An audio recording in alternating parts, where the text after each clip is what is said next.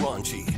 Amy Mark scores The Chris and Amy Show on 104.1 FM KMOX. Happy morning to you on this rainy, gloomy Tuesday in St. Louis. We welcome you in with open arms so we can give you a big, warm hug because you're cold right now. Okay. We're Just not gonna calm down. We're not going to hug the people? Calm down. Why don't you join the show? 314-436-7900 to call or text. Odyssey, that is the app that you listen to the show on and the entire station, including the Cardinals game later. You can leave us voice messages directly from the app. If you want to stream the show by watching, you can do that on Facebook, YouTube, or Twitter. We are at Chris Amy KMOX. Time now for the top of the order. The top 3 stories everyone will be talking about. It's a bit of a holiday today. It is Cinco de Mayo today, and we celebrate on this rainy day, Cinco de Mayo. It is kind of a rainy one. I know. The St. Charles Council is considering a ban on large data centers. Ferguson already has rejected a data center. Ranj, people are pushing it back against these data centers, right as I've become persuadable. And the Cardinals beat the Brewers in the first of a series at Busch Stadium last night. They'll play again tonight, same time. 6:45 for the first pitch. 5:50 will be the pregame show right here on KMOX. And as I mentioned, the free Odyssey app. You can listen in. So, yeah, you know what day it is? Goes up by Cinco de Mayo. That's coming up pretty soon, too, isn't it? Cinco de Mayo, when is that? Is it over already? That happens on the 5th month, the 5th day, right? Cinco de Mayo. So it's coming up the next May. Get ready now. Well, it actually is. It actually is Cinco de Mayo. And I will never miss an opportunity to bring that to you again. That's such a classic. God, I love Would it. Miss Mike Shannon. Do you know at what point of the season that was? Well, I think it was June, maybe. It's when coming that up happened. next May.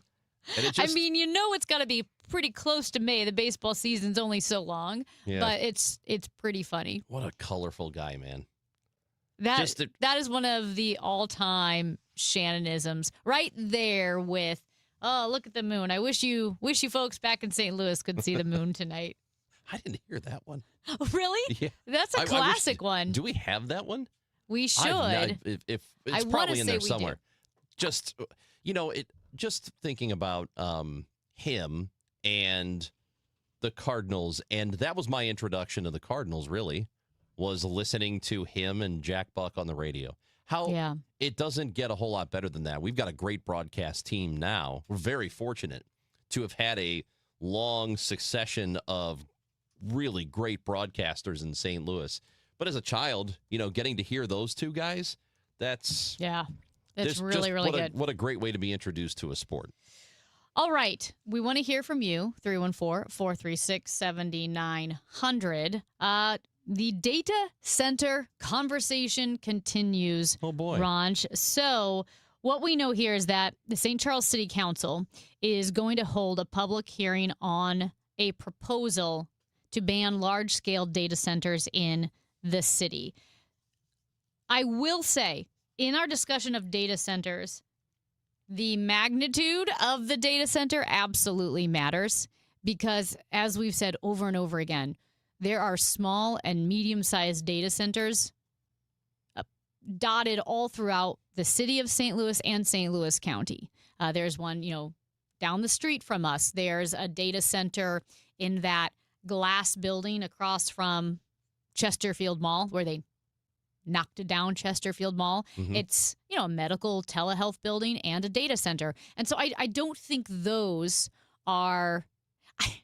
I'm not sure if people are always thinking of the giant data centers. Now, this one obviously is specified with size because the medium-sized ones, one, we use the data centers all the time. Every time we Google something, our credit card storage, our information, Instagram, Facebook. right? So we use data centers. Right. So the small and the medium ones, I'm okay with those. I think with the large-scale data centers, especially ones that are multiple acres, well, of course, yes, you need to look at the environmental impact, the impact on the neighborhoods around it, because we have heard stories of those giant data centers either messing up the water somehow or having a humming noise or just being aesthetically displeasing. But in St. Charles City, the city council members will hold a public hearing about the data centers. And as you mentioned, the Ferguson data center, the city council rejected a proposal for some tax incentives for that data center to be built on the old Emerson Electric site, which is just north of 70. And if you know that area, there's, it looks like an old office building, 1 story, I believe, 1 or maybe 2 stories, but it's very, very low to the ground. It's not, it's not a high rise or anything like that. And that's the site where they want to put this data center. It is close to houses. There are homes that are really close to the area. So the neighborhood, the city, the people in the town are concerned about the environmental impact. And I know that we started this conversation many, many months ago. And as you said, you've been persuadable on this, and I have too. I generally don't like the idea of a data center going to an area like, say, the Armory, that actual Armory building, the old brown brick building that was the event space at one time. I don't like the idea of replacing something like that with a data center, which just seems dystopian. It's not a place to congregate. I think that should be more of a place for people to hang out, or make it a real, true office center where folks actually work, and not like 10 people who run the data center. Like maybe 100 people work in that building. I think that would be great because it would bring some vibrancy to the area. But there are some sites where I think that we have to be realistic and understand that there's already nothing here. So what's the big deal if they put a data center in it? The big deal is, what are the environmental impacts? And as long as these companies can prove, and I mean give proof and assurance that, no, your water's not going to be affected, no, your electricity bill is not going to go up, no, these other environmental problems, you're not going to have the wind pollution or the noise pollution, you're not going to have all that stuff, right? We guarantee it. And if we don't deliver on that promise, then here's how we have to reimburse you as a town, as a city, as a neighborhood. That, to me, would be a fair deal.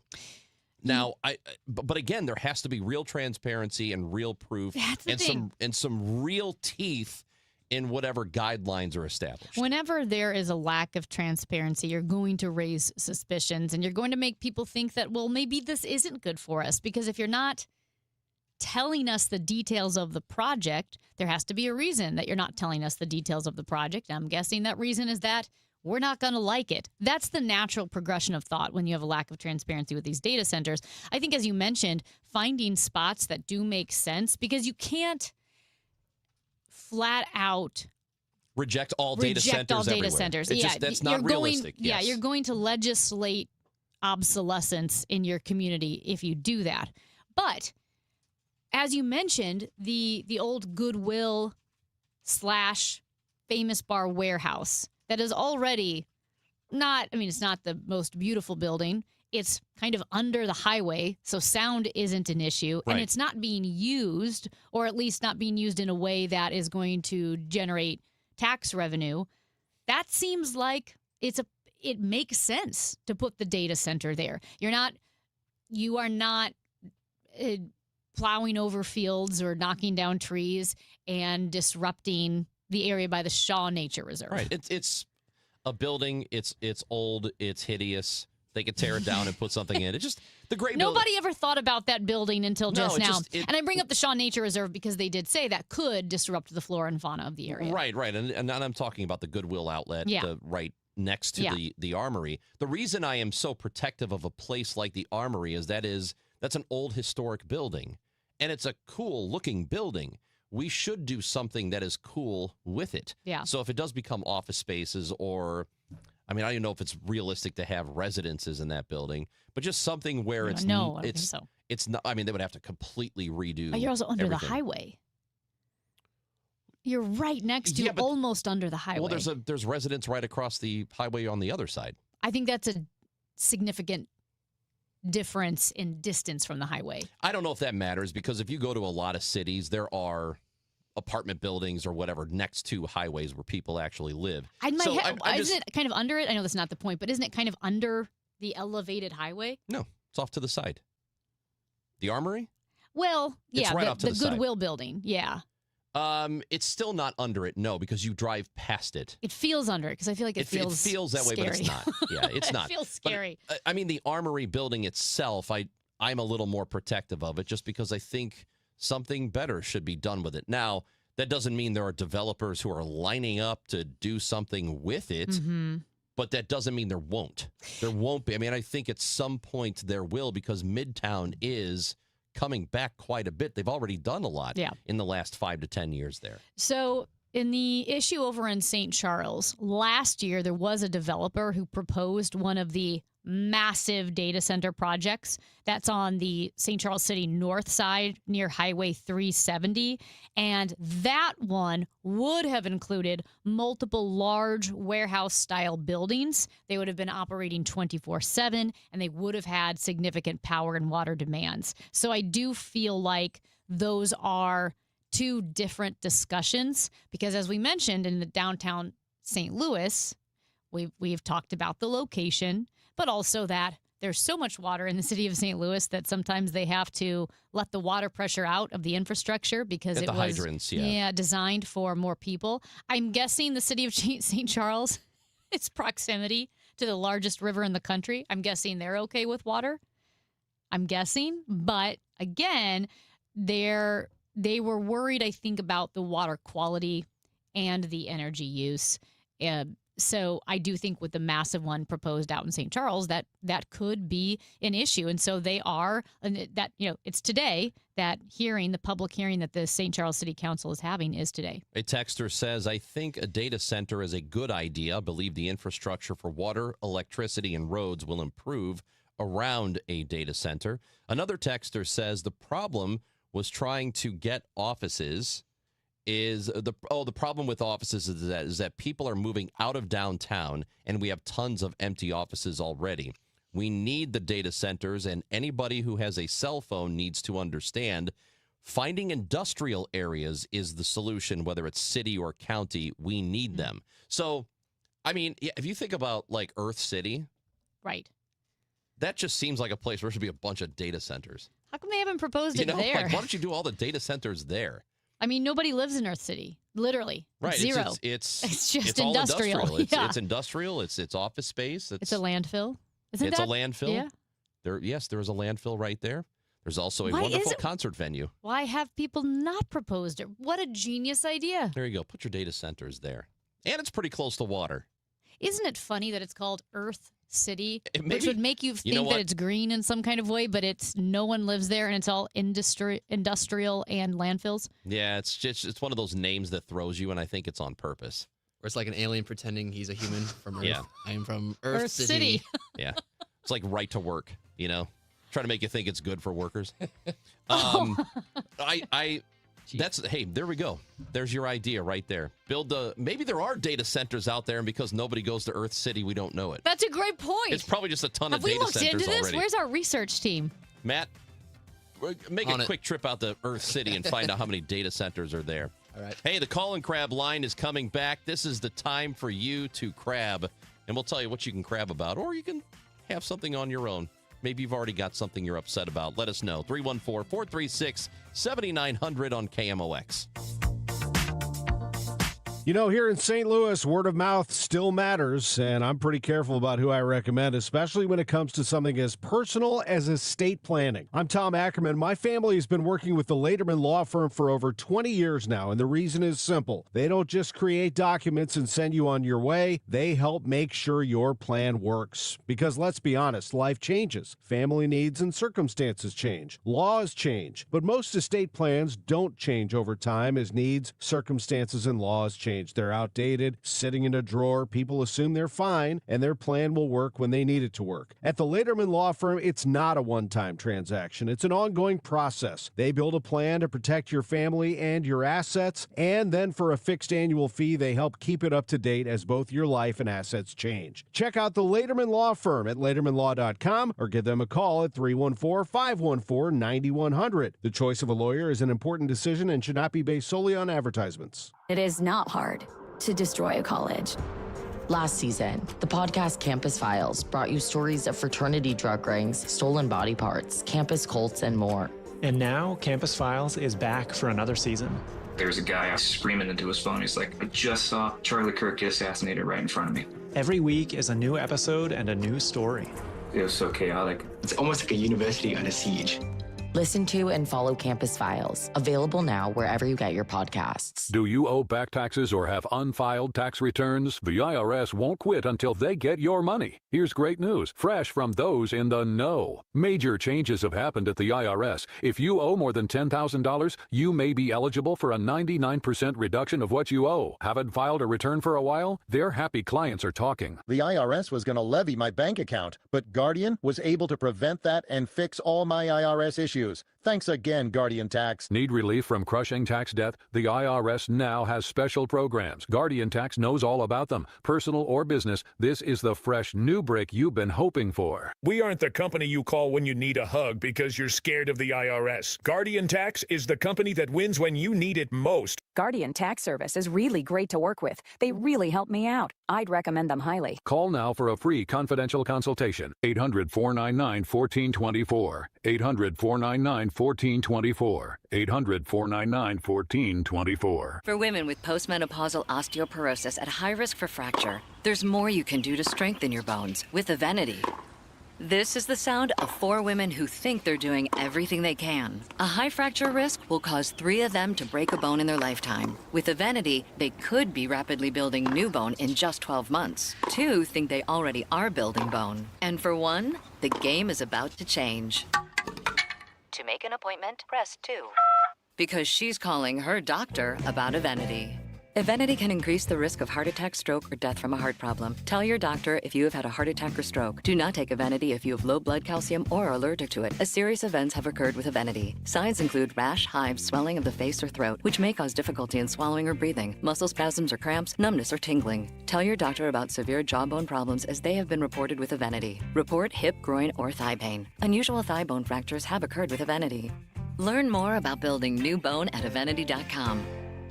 Retirement. Exciting in one way, scary in others. How do you find the financial advisor that covers all the bases? Join Greg Ayler Saturdays at 1 on Fire Your Financial Advisor. Giddy up! It's the Cardinal Cowboy. Is your garage door past its prime? Get a free repair or replacement quote from Renner Garage Door. Renner is America's oldest family-owned garage door company that serves both wholesale and retail markets. Right now, get $100 off a new garage door when you mention this ad. With trusted brands like Delden, Amar, LiftMaster, you know it's built to win. Renters also hire experienced techs and installers. RennerDoorSTL.com. Forward and back. RENNER, RENNER. Built on a century, focused on today. The voice of St. Louis, KMOX. You've got something to crab about, and we want to hear it. It's the Call and Crab with Chris and Amy on KMOX. 314-436-7900. You can call and crab about whatever you're thinking about, or we have a specific idea. We do. So, Hear that? yeah, it sounds like paper. My gas receipt. Oh, your gas receipt? You want to call and crab about that? You can also leave a voice message and crab on the Odyssey app. Guys, I'm not great at keeping track of gas prices. Back in the good old days, I used to joke that it didn't matter. I'm like, it doesn't matter what gas is. I have to go to work. I can't not go to work. Call my boss and say, hey, the gas prices are high this week. I'm not going to go to work. Although maybe we should think about it. We should think about it. Maybe we should. Yeah, I'm sure that would work for us. I think we should be remote every time gas is over $4 a gallon. Totally but at any rate, it takes a lot for me to notice gas prices. And today, yikes. Ouch. It hurt. I am looking at the total price to fill up my sexy station wagon. $73.27. Is this from empty? It was. I filled up 16.6 gallons, and my car holds 18.5 gallons. Okay, so it was low, but not completely empty. It wasn't below the line, which is usually what I do, which I heard is hard on your engine. Yeah, it's not really good for I it. think that's starting to show. But I get the cheapo gas, the cheapest gas, and I paid $4.39 a gallon. Well, I know people are going to say, well, I have a pickup truck, and it's 100 whatever. Yeah, of course. But I feel like your car... That's a lot for that car. I mean, it is a station wagon, but it's not like your vehicle is huge. The engine is also, I think it's a 4-cylinder. It's small enough that the engine is like a 4-cylinder. So I think my brother was even like, I didn't even know they made that in Outbacks. I don't know. It's not a fancy car, right? I love it. It's fancy enough for me. But $73. And that's crazy. I was telling you guys, we were talking this morning about gas prices and how, like I said, I'm not observant. I'm not very good at this. And I'm like, you know what? What am I supposed to do? Not see my mom and dad, not go to work. So I just pay the gas prices. I'm also not a very organized person. I'm not great at planning. It's why I play checkers, not chess. You know what I mean? Yeah. I'm a checkers player, not a chess player. And I could not plan filling up the tank of my car correctly to get to Costco or to get somewhere cheaper. I'm not good at that. Oh, I don't map that out. I go to the closest gas station. I know. I've never done that. Usually I go to the closest one because I'm rolling in on fumes. Yeah. Well, that's usually where you ever white knuckle it down the highway because you're like, oh God. I white knuckled it down a highway. Oh, please be a gas station. Have you ever thought this prayer before? Yep. Please let the exit ramp be downhill, not uphill. Oh, there you go. Or you've rolled down the exit ramp. John is watching us on Facebook and says, I was in Springfield, Illinois on Friday. Cheapest gas everywhere was $5 a gallon. I did not fill up there. Illinois is more expensive. It is and more I filled expensive. up 2 weeks ago, halfway between here and Chicago. It was just past Bloomington at the Wally's. We have a Wally's here in this area. I went to Love the Wally's Wally's. North, and it was a lot. I don't remember exactly, but it was close to $5. Eric in DeSoto with us on KMOX. What's your crab, Eric? Yeah, I want to crab about a very specific construction method that I have only seen in southern Jefferson County at this point. Oh, wow. And it drives me insane because there'll be a long stretch of highway, specifically on 21 and surrounding, streets on there, where they are using a pilot vehicle, instead of a flagger, but a pilot vehicle to lead vehicles from one end of the construction zone to the other. So you sit there at the stop sign for at least 10 minutes for this guy who's getting paid to drive back and forth very slowly. And I start contemplating life choices. You know what, Eric? Let me tell you something. I'm pissed off for you. Eric, no, I'm so glad Eric called. Yeah. I know what he's talking about. I've never seen this, but I'm mad for him. I have been stuck in one of those where it's a 2-lane highway and you have to wait for the pilot vehicle. And to Eric's point, I've waited 10, 15 minutes, stopped. And he said it was Jefferson County. This was out in Franklin County, which makes sense. If it's a two-lane highway, you might be in a more rural area. And I was out in a Franklin County area, but I was visiting a family member and I would visit them frequently. And somehow I would always forget that this was happening. And it added 30% to my drive time. I've never actually experienced it for myself, but I get it. That is very obnoxious. It seems like it would take longer. It would take longer than just the flag guys on the radio, like, hey, go ahead, go. I trust the road people for sure, like that they know what they're doing. But it must be just what you have to do on a rural highway when it's a long stretch of, turning a highway into a 1-lane road. Ron is messaging and crabbing on YouTube. He says the oil companies, crabbing at them, they'll report record profits and the executives will award themselves huge bonuses. Well, that happens every time. That's a given. Every single time. I would love a bonus. I've never been in a job where you get a bonus. I love a bonus that you get a bonus for screwing people. What a great job that is. Well, I mean, it's a great work if you can get it. I ran the company into the ground and you're letting me go and you're giving me $10 million to go away. Awesome deal for me. Be so bad they pay you to leave. That's mean- my goal. I will say this. We were talking about gas prices, and it either have to be really, really low or really high for me to notice them because I'm just not good at this. It hurt today. But in 2016, in February of 2016, the prices were, it was $1.76 on average for gas. $1.76 per gallon. I remember that because I remember in 2016 thinking, holy moly, this is a good deal. Because it started with a 1. Doesn't do that very often. No, man. And I'll tell you when it's noticeable. And I will admit that when it comes to gas prices, I don't pay a ton of attention to how much it is until it spikes in a dramatic way like it has done in the last couple of months here. That is noticeable. Because a lot of times it's very, very gradual. 5 cents, 10 cents, one way or another. But man, when it's been up like $1.10 or $1.20 over 2+ months, that's insanity. And it was all completely avoidable.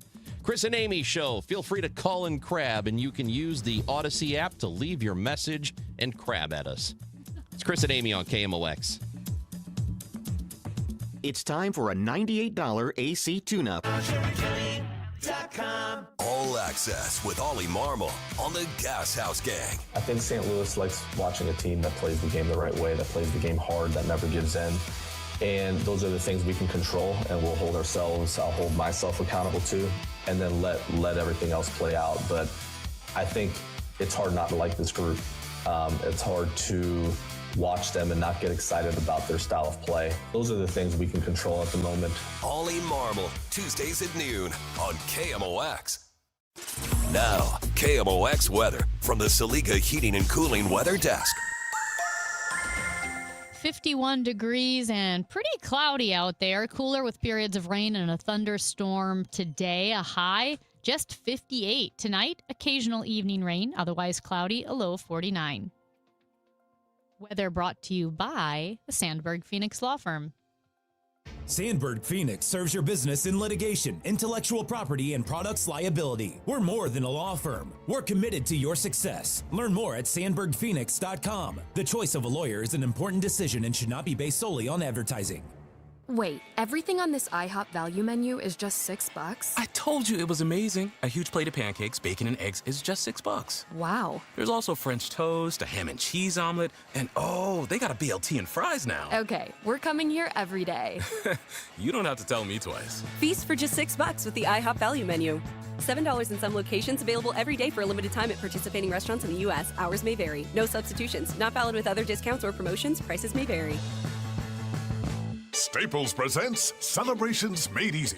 I was throwing a party for the twins and had custom invites and a banner printed at Staples. And that's when I saw Party City is now at Staples. Party City? No way! Yep. So now Staples has all your printing needs and everything you need for a party. Everything times 2. Yeah, and now at Staples, save 40% on custom cards, photo gifts, wrapping paper, banners, and more. Big news! Party City is now at Staples. That was easy. Shop Staples in-store, online, or on the app. In 613, exclusions apply. Stan Musial, he missed a season in his prime to serve his country in the Navy. Honor a legend on Saturday, May 16th when the Cardinals face the Kansas City Royals. Fans can secure a Stan Musial military bobblehead presented by Coca-Cola and Deerbirds. This patriotic collectible celebrates Stan's Hall of Fame career and his service to our country. A true symbol of character on and off the field. A tribute worth displaying and remembering. Don't miss it. Get tickets and details at cardinals.com/promotions. Paging all nurses and healthcare heroes. This night is for you. Join the Cardinals for Nurses Appreciation on Wednesday, May 20th and Thursday, May 21st at Busch Stadium. With a special theme ticket, you'll receive a healthcare-inspired Cardinal sweatshirt plus a coupon for a complimentary drink. It's our way of saying thank you for all that you do in our community. Don't miss the special theme at the ballpark. Details and tickets at cardinals.com/thank theme, celebrate Cinco de Mayo with Easy Cater, the best way to order great food from favorite restaurants for all your festivities. From April 27th through May 5th, every order placed earns you 1,000 bonus rewards points. From traditional favorites like enchiladas and mole to festive options like a build-your-own taco bar, even breakfast. Chilaquiles, anyone? Easy Cater makes food for Cinco de Mayo a cinch. Order now at easycater.com and get 1,000 bonus points on every order with promo code Cinco de Mayo 26. Restrictions apply. See offer details. This is the story of the one. As a procurement manager for a hospital system, she keeps every facility in her network stocked and ready. That's why she counts on Grainger to be her single source for thousands of products, from disinfectants to lighting, air filters, and more. And with fast, dependable delivery, Grainger helps her keep every facility stocked, safe, and running smoothly. Call 1-800-GRAINGER, click Grainger.com, or just stop by. Grainger, for the ones who get it done. This is the Gas House Gang from KMOX. Bernie Nicholas and the Gas House Gang, today at noon on America's Sports Voice, KMOX. Your call is important to us. A customer service representative will be with you shortly.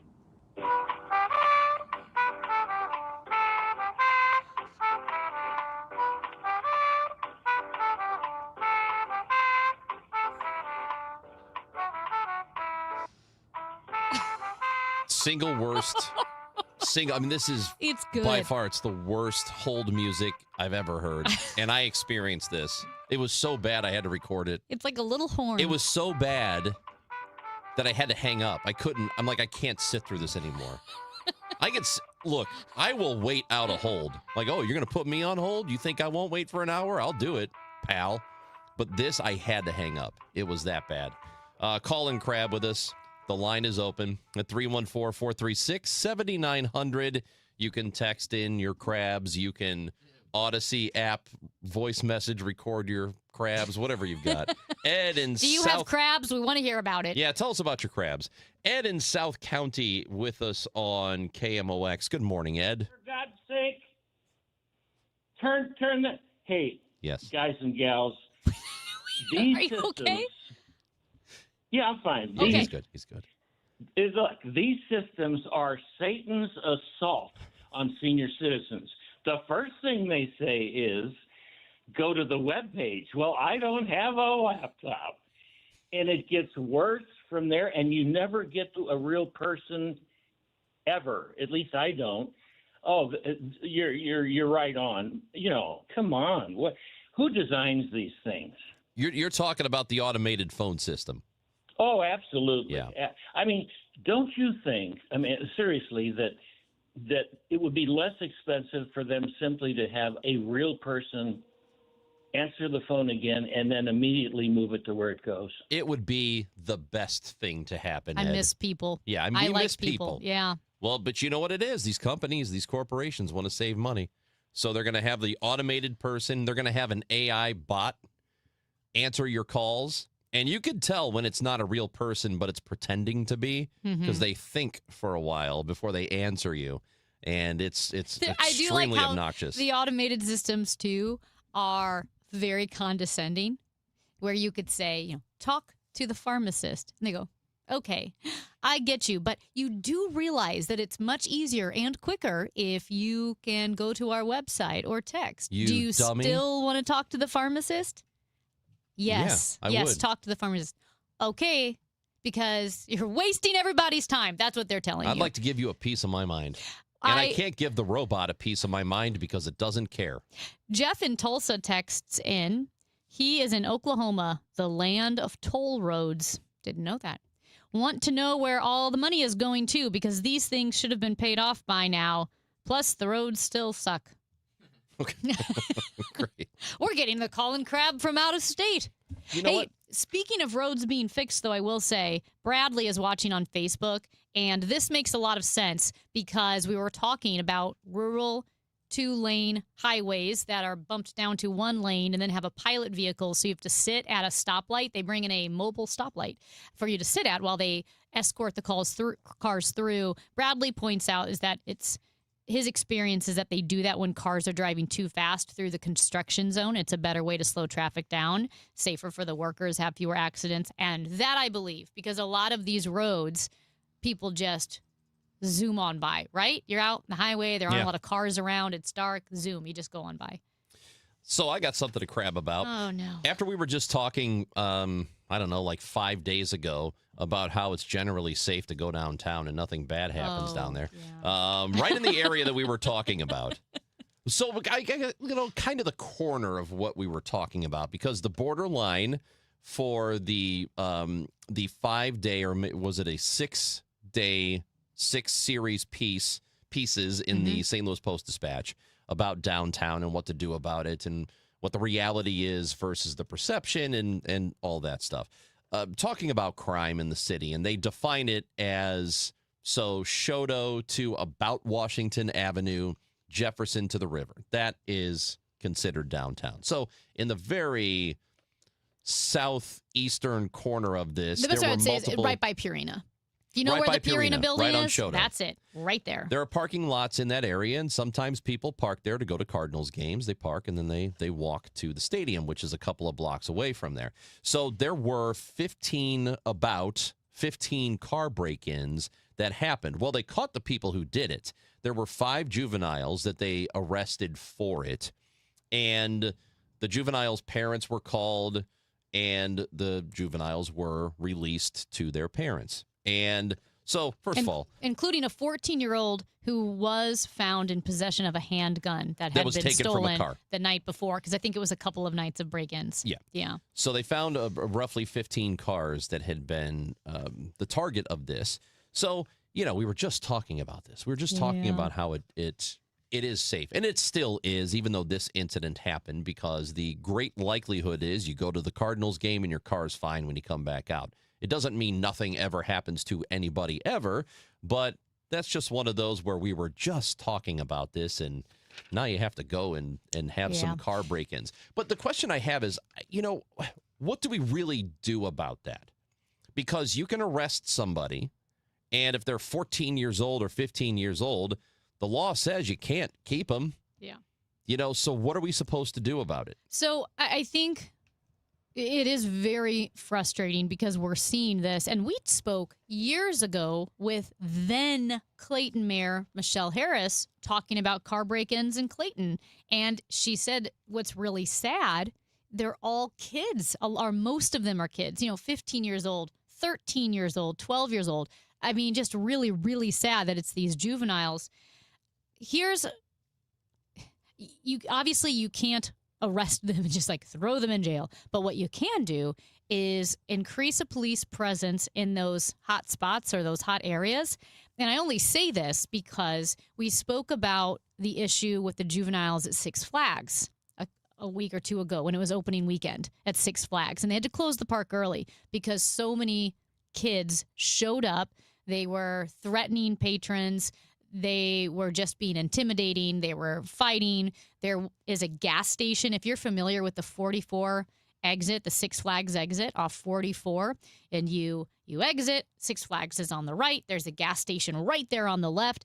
All the kids were gathering at the gas station. Patrons said it was just a lot of pot was being smoked at the time. So it was made the whole, because there's a restaurant like a McDonald's right there. You couldn't eat there because it smelled so strong and the kids had the presence there. So I actually drove by Six Flags twice over the past 5 days or so. And I used that exit. And when I exited off the highway, the first thing I noticed was an increased police presence. There were cops everywhere, not with their lights on, investigating an incident. They were sitting off on the side of the road. Were they county? What were they? What's past the county? So what? It's the county. Is it county it's Eureka. Still? Okay. St. Louis it's Eureka. County. So Eureka. It's Eureka. Yep. So does Eureka have its own police department? That's a great question because a lot of the precincts or departments have their own department, or Wildwood is with St. Louis County Police. So I don't know. But I do know it's Eureka. It's St. Louis County. But the cars you saw were county. Yes. County police. Yeah. Okay. And it was one was unmarked, but you could see the lights, like a police truck. You know how the little bit more discreet ones. Then they had the regular police SUVs. One was parked on, under 44. They had 2 or 3 police SUVs at the McDonald's, and they just had an increased police presence. And I think, we know there's a real deterrent factor factor. And it's not so much the severity of the punishment. The deterrent factor is that there are police visible and that there's the assurance, there's the certainty that you're going to get caught if you try something. So I wonder in those spots, like around Busch Stadium, if you can, I know we are very stretched thin in St. Louis with the police department, plant a couple cop cars, have cops circle that area maybe more frequently, kind of in the same idea in sports. It's, where you're doubling the coverage. Can you do that? Yeah, I suppose you probably could, but the problem is you can't just, there's only so much you can do. There are only so many officers you have. But I don't only think you so can do it much all the resources. time. It is.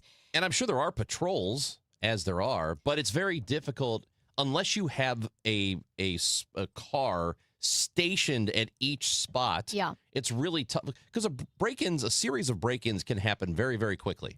It can happen within a matter of minutes. So unless there's somebody stationed at every one of these lots, I don't know what you can do. Well, and that's my point is, and if you're a police officer and you have thoughts on this, but it wouldn't necessarily have to be in perpetuity. And I understand that it's reactive. But if you do see a hot spot, can you have cops perhaps have a heavier presence there for the next few games? Just to say, hey, we're looking out for this.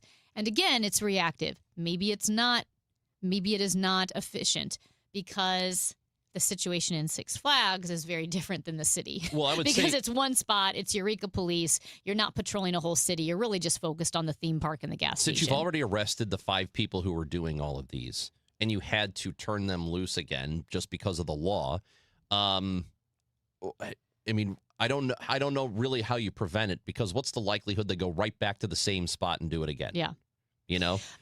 So I don't know. I'm not sure how you prevent it. What you have to do is hope that the parents they released them to gave them absolute hell.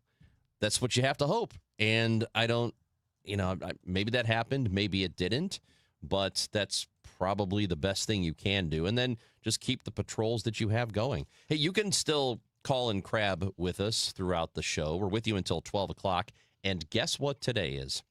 It's Tuesday. Oh. You know what that means? Dave Simons. No. Well, yes. Oh. But that's not what I was thinking. Ollie Marmol. It's Ollie Marmol Day on the Gas House Gang. Cardinals manager Ollie Marmol I didn't realize joins you were talking the show. about a different show. Well, we have to promote it, baby.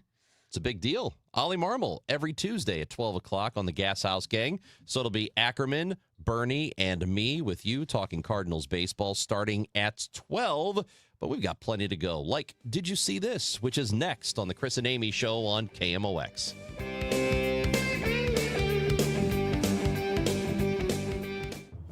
On Saturday, May 16th, join KMOX and Grassroots Redeeming Love in commemorating 1 year since the historic EF3 tornado that devastated North St. Louis with a short morning of service. Volunteers will meet in the Kingsway East neighborhood from 9 to 11 to help clear tree limbs and trash. If interested in RSVPing for the cleanup or interested in donating to the effort, go to KMOX.com/events for more information. If you owe the IRS, you have a legal issue, and you need the Lance Drury Law Firm. We'll protect your rights. Log on at LanceDruryLaw.com. Lowe's has the brands pros trust to get the job done. You can now shop new Catalyst fencing solutions and save big when you do. 10% off when you buy in bulk. Plus, save $180 on a DeWalt 12-inch dual bevel sliding compound miter saw. Now just $449. Our best lineup is here at Lowe's. Valid through 5/6 while supplies last. Selection varies by location.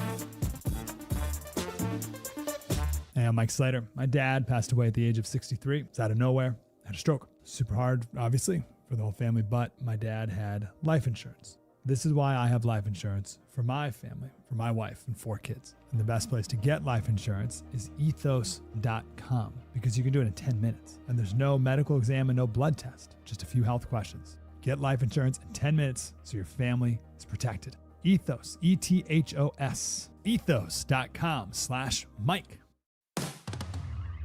At Liberty Mutual, we love helping people with things like customizing car insurance, just like how we customize a song for you.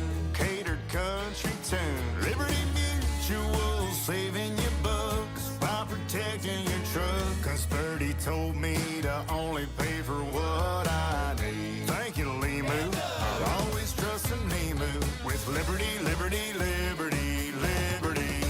This is Congressman Bob Onder. Americans demanded border security, and House Republicans delivered. According to the Department of Homeland Security, for 10 consecutive months, U.S. Customs and Border Protection has reported 0 illegal aliens released at the border. I'm proud to have worked with the Trump administration to secure our southern border and uphold our immigration laws, and will keep fighting to advance strong policies that protect Missourians and keep America safe. Paid for by official funds authorized by the House of Representatives. Hey, Kevin Wheeler here for the FanDuel Sportsbook, the official sportsbook of KMOX. For those of us that are, been around for a little bit, we're the veterans of FanDuel Sportsbook. We know how great it is, but if you haven't joined yet, right now is a great time because right now new customers can bet $5 and get $150 in bonus bets if your first bet wins. So yeah, that you can turn $5 into $150 in bonus bets just for getting started, and FanDuel makes it easier to get closer to the action, whether it's player props on your favorite stars to all the tools that you need to back them up. It's everything you need. It's all in one app, so don't miss your shot. It's super easy, and you also get paid immediately when you win. Just head to FanDuel.com/Missouri to get started. FanDuel is an official partner of the NBA. You get to play your game with FanDuel. Just remember, you have to be 21 or older and present in Missouri. If you have a gambling problem, call 1-800-GAMBLER. First online real money wager only. $5 first deposit required. Bonus issued as non-withdrawable bonus bets that expire 7 days after receipt. Restrictions apply. See terms at sportsbook.fanduel.com. The Chris and Amy Show is video streaming now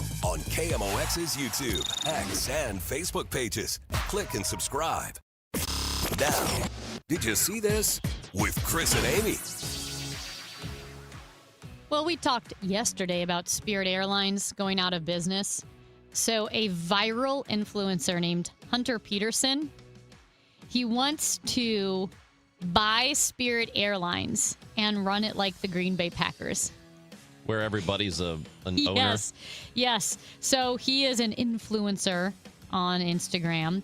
And what he decided to do was kind of as a joke, he made a video and he just says, "Get in, loser, we're going to buy Spirit Airlines." But he basically said if we took only 20% of Spirit and paid basically the average fare of a Spirit Airlines flight, which is $30 to $40, we could buy Spirit Airlines. He proposed that regular citizens should mobilize to turn Spirit into a democratically governed brand for the people. In just days since the video was posted, he has tens of millions of views.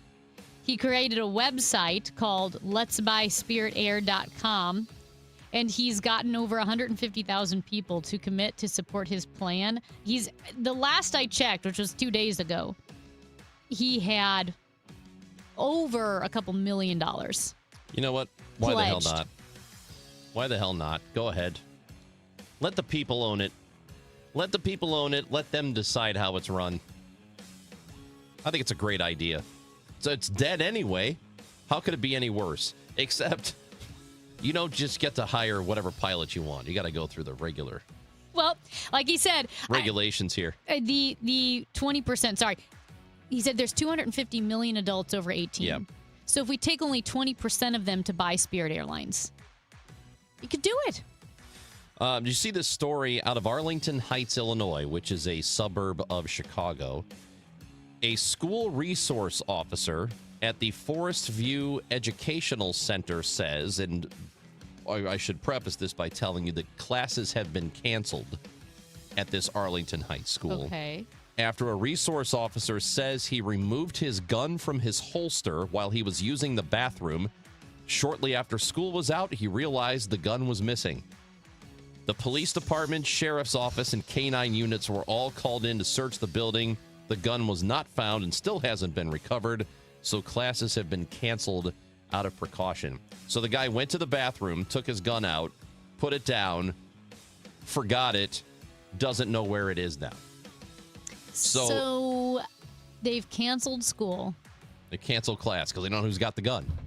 Could be a student. So, but how long are they going to cancel school I don't for? know. I guess until they find it. I don't know. You gotta keep track of your gun. Yeah, you have to keep. That's the number one thing you have to do. That's probably the number one rule of a gun. Here's another rule for law enforcement of any kind. Is Secret Service considered law enforcement? Sure. All right. I think so. From TMZ, a Secret Service agent has been busted for, how do I say this kindly? For, oh, no. What are you trying to say? How bad is it? Well, the thing that you do when you're by yourself, some people do. He was doing it in the hallway at a hotel. Oh. And he is in police custody in Miami. His name is John Spillman. Yes. No. His name was John Spillman. He was arrested for indecent exposure over the weekend. They claimed he was in the hallway. He's apparently in Florida working perimeter security as part of President Trump's visit to the National Doral Golf Club for the 2026 PGA Cadillac Championship. It went down Sunday night at the DoubleTree by Hilton near the airport. Don't dox the hotel. Well, where hotel guests told investigators Spillman started following them from the hotel lobby before allegedly doing that in the hallway outside their hotel room. This is a Secret Service agent. That's not good. Only the finest. That is not good. Well. Oh, I mean, come on, man. We're trying to. The Secret Service. It's supposed to be thought of, and it's I've not the always same thought guy of that it. left his gun in the bathroom, is it? He seems irresponsible. I mean, it might as well be. I mean, it's the Secret Service, right? We always see them as this elite group of people. What are we doing around maybe here, he man? lost his mind. Okay. This is less of a did you see this, but it's more of a have you ever seen this? Okay. Have you ever seen a family get out of a Cybertruck? No, or have you ever seen a lady get out of a Cybertruck? I have only seen one guy in a Cybertruck ever. I've never seen any other person, any other gender, any other combination of people. It's always just one guy in a Cybertruck. I will just say that I have never seen anybody get in or out of a Cybertruck. I've only seen them in the Cybertruck. driving. Is Yes. it always one person? I Can don't know. you fit a family in a Cybertruck? I don't usually look at the person because I just look at how stupid the truck looks. The roof is slanted, though. Can you fit a family in the back of a Cybertruck? Couldn't tell you. Could not tell you. Well, if you've seen a family get out of a Cybertruck, text in 314-436-7900. Real quick baseball thing. You've heard of Munetaka Murakami, who is a new player with the White Sox. Okay. He's got a major league lead, 14 home runs. He last night got his first double. There's a guy who's got 14 singles, 14 home runs. Or I'm sorry, 28 singles, 14 home runs. He has one double. Go big or go home. That's so hard to do. You'd think you'd have know at what that least is? 4 or That's 5 like- by now. That's like a spare in bowling. It's crazy. Where you have the pins on each side. Let's talk to Dave Simon, shall we? Not a spare, a split. Right. Yeah. Partner and managing director of One Private Wealth. Where's the economy now? Stocks seem to be doing pretty well. We'll talk to Dave Simons about that and more when we come back on KMOX. The smartest way to do your homework is Hackman Lumber. Thinking about building a new deck? Start with the deck experts at Hackman Lumber, home of one of the largest inventories of decking materials and accessories in Missouri. From treated lumber and cedar to all the leading names in decking, their experts will help you choose the perfect materials for your dream deck. Then finish it off with endless railing options, balusters, and LED deck lighting to bring your backyard to life. Hackman Lumber will not be undersold on in-stock decking materials, guaranteed. Do it yourself? Their team is ready with expert advice. Need help from a pro? They can connect you with trusted local contractors. Also, check out their expanding paint department with custom color matching. And don't forget, follow Hackman Lumber on Facebook, Instagram, and TikTok to catch weekly deal specials and project inspiration all season long. Or visit us at hackmanstl.com. Locations in St. Peters, Troy, and Pacific, Missouri. Attention all dog owners. If you have ever listened to the radio or TV for any length of time, you've probably heard of America's #1 dog supplement, Rough Greens. Greetings, naturopathy Dr. Dennis Black, Amazon best-selling author and founder of Rough Greens here. And if your dog suffers from bad breath, itchy skin, licking paws, joint pain, or low energy, the truth is their food is probably to blame. You see, all commercial dog food is dead food. That's why I created Rough Greens. One daily scoop gives your pup the live vitamins, omega oils, probiotics, and enzymes that will bring their food back to life. Don't believe me? Let your dog try it before you buy it. I'll send you a free Jumpstart trial bag, risk-free. You just cover the shipping.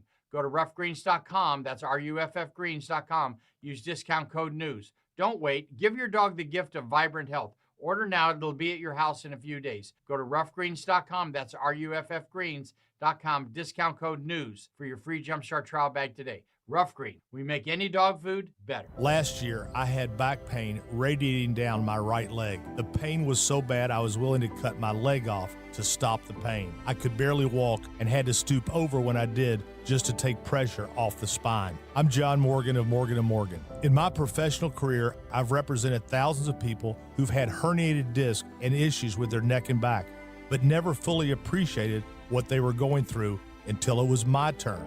It's like trying to describe colors to a blind person who's never had sight.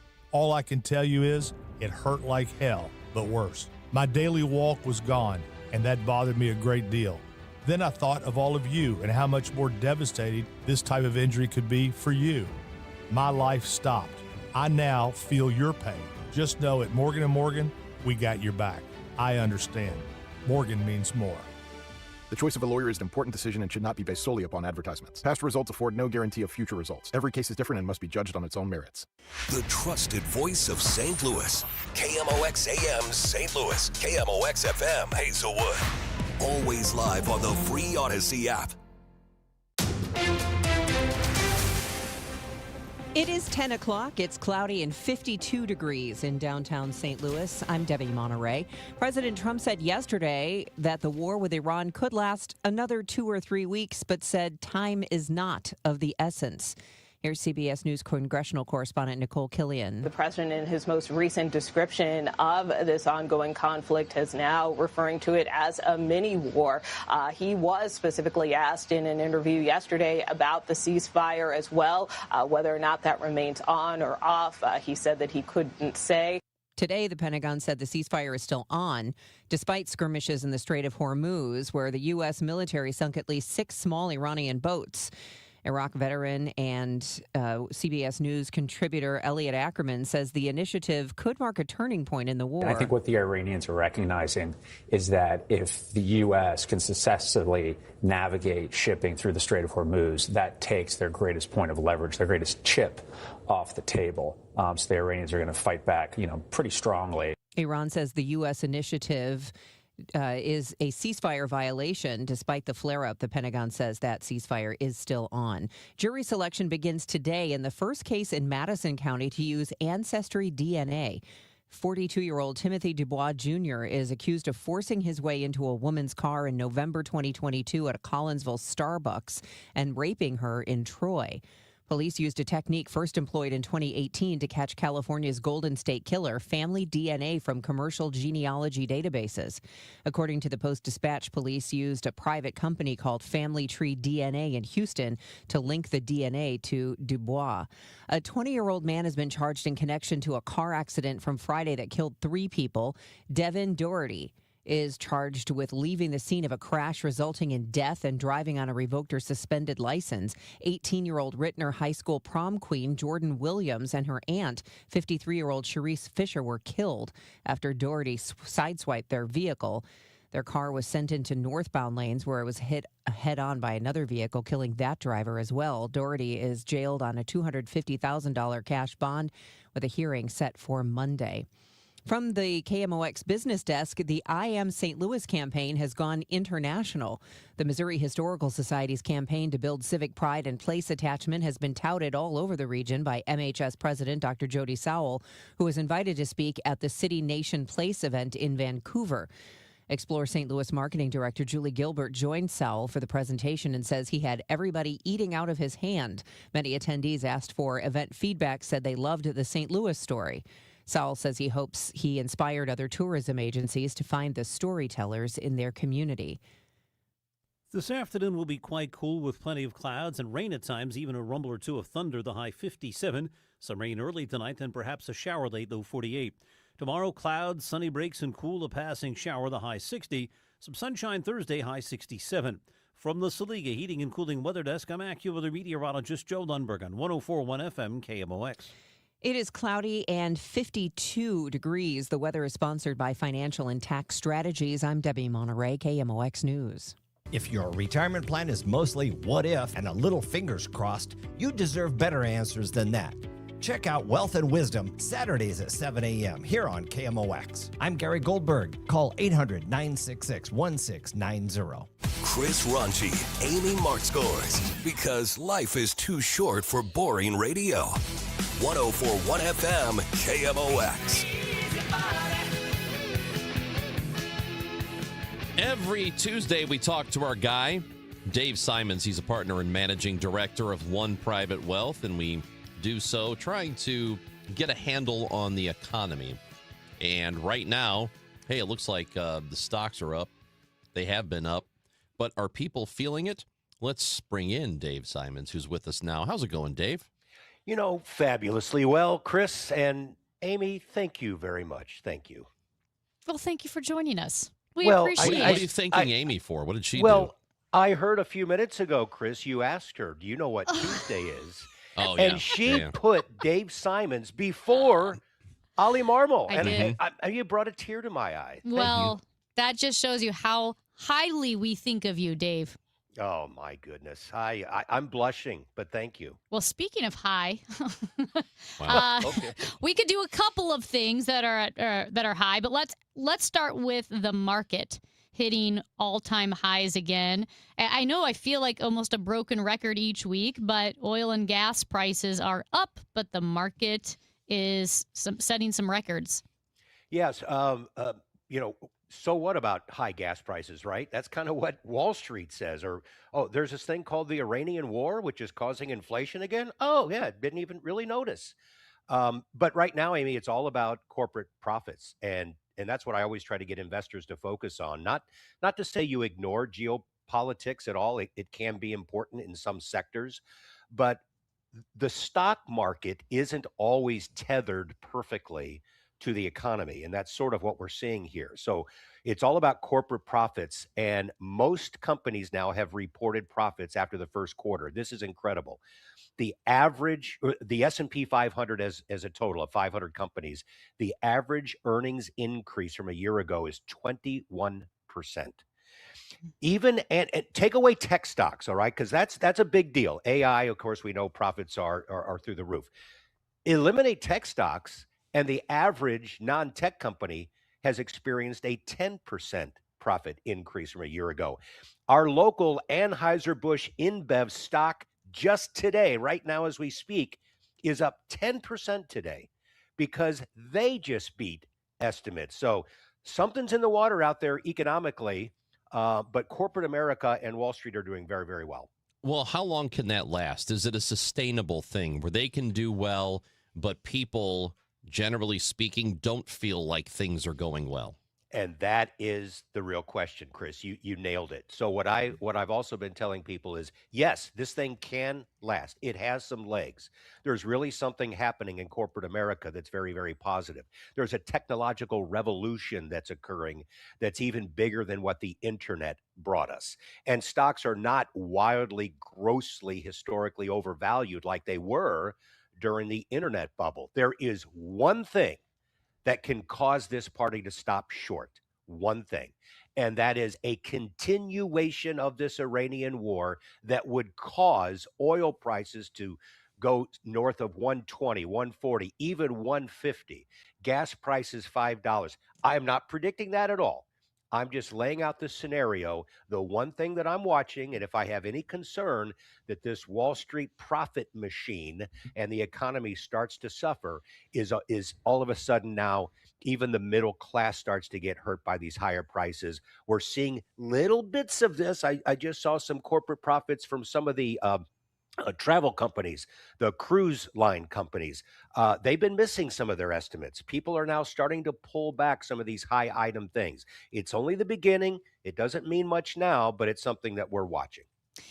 Dave, this question does have politics involved with the economy, but or I guess I should say the market more than the economy. But what should we take away from the authenticity of the current populist trends when we keep hearing and seeing populist rhetoric, but corporate America is thriving and you wouldn't necessarily normally reconcile a market with a populist rhetoric? Yeah, I think I know where you're going with this, where you've got. Look, I just started doing this podcast, and I just coincidentally I was writing some things about one that I want to record, and I don't normally get into politics, but I felt like, you know what? It doesn't mean I have to take sides. It just means that I have to look at the current political environment and then say, what does that mean to us, not only as American citizens, but as investors who are trying to put money away for our retirement? And you just kind of hit on that dichotomy that I'm going to be talking about, and that is a market that is doing really, really, really well, but so many Americans not necessarily feeling it. And we talked about this a couple of weeks ago that I think was a little bit of a surprise, how 40% of Americans don't even have money in the stock market. So this is meaningless to them.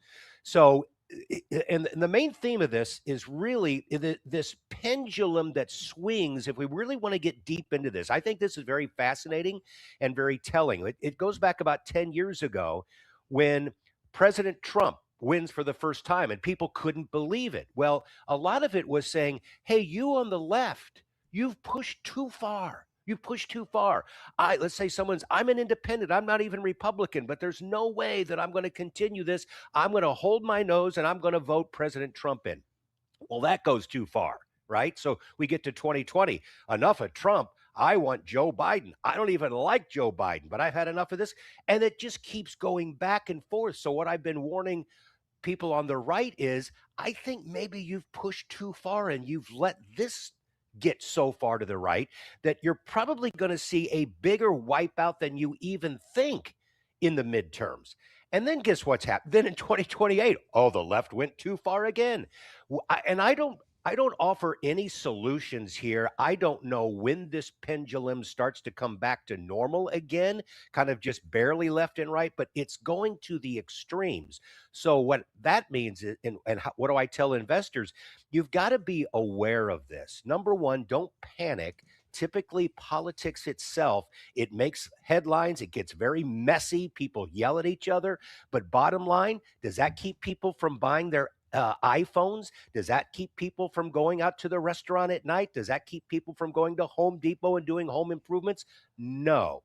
So most of us need to just kind of tune things out, but it could mean something more dramatic down the road, depending on how far we go to one side. And again, not to play politics, and I know I'm bloviating here, but if we go so far to the left in the midterms and then even in 2028, that could be a real crimp on Wall Street, because you could see some really anti-business moves come in. That's not a prediction, but something that we should be aware of. We expect that Kevin Warsh is going to take over as the chairman of the Fed, and it's going to happen before the end of the month.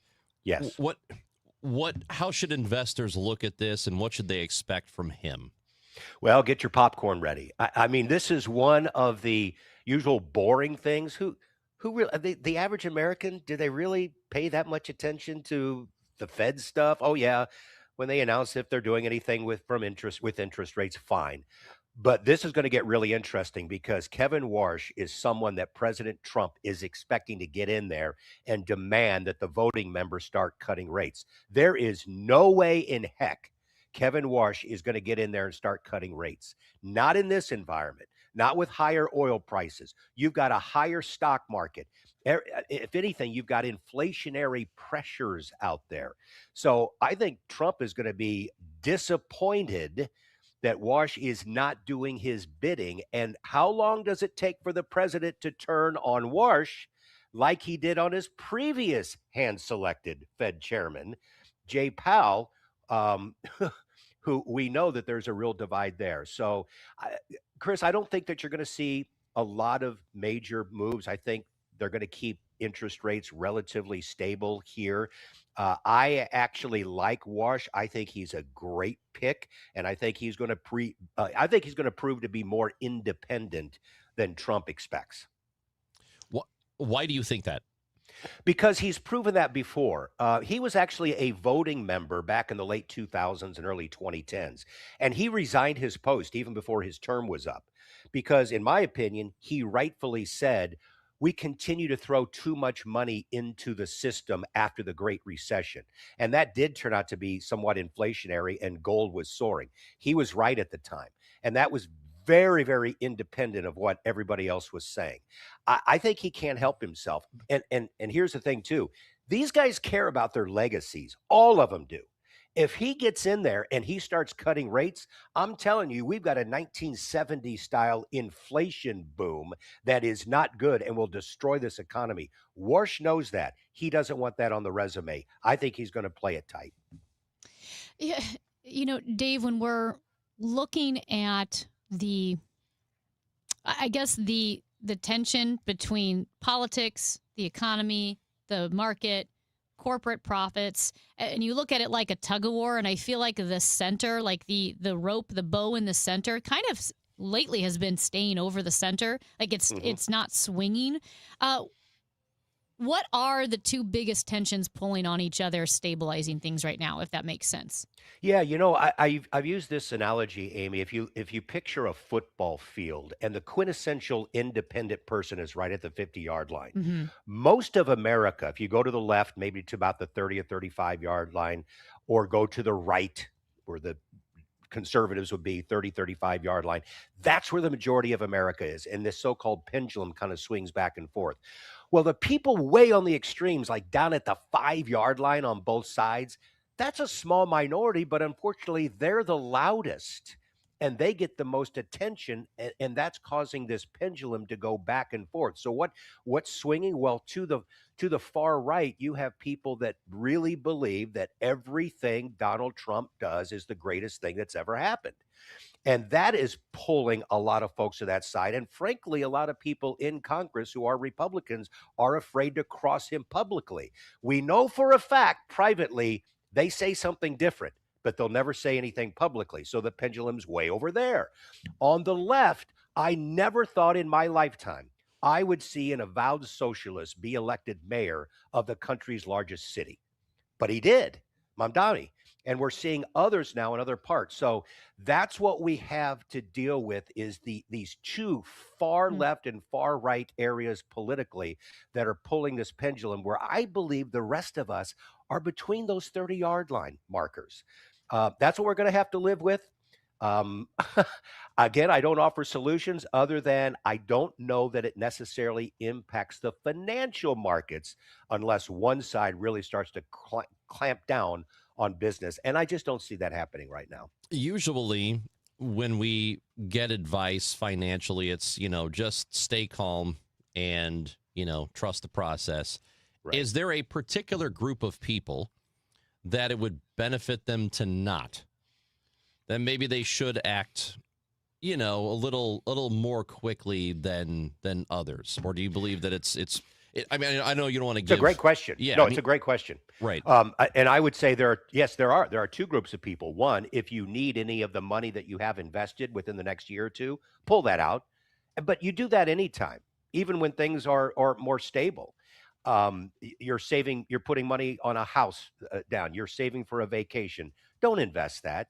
Pull that out. Second group is if you're really on the risk scale and you're playing this hot AI market or tech market, okay, that's probably okay if you're young, but you get into a certain age and you're still and it's worked for you, congratulations. You might want to pull that back a little bit, talk to your own advisor to see what's appropriate. But now is not the time to take risk. We're not selling a bunch of stocks and moving to the sidelines, but we're very diversified. And now is not the time to take risks. So I think in answer to that question, Chris, yeah, that would be the two groups. If you're way too aggressive, pull back. And if you need some money the next year or two, put that in cash. Dave Simons, we appreciate your information. We love talking to you every Tuesday. Thank you for being with us again. Chris and Amy, thank you very much. We'll talk again. Partner and managing director at One Private Wealth, Dave Simons, again with us every Tuesday here on 104.1 FM KMOX. We're going to talk Cardinals baseball with Derek Gould of the Post-Dispatch. He'll be with us just after 10:30 on 104.1 FM and the free Odyssey app.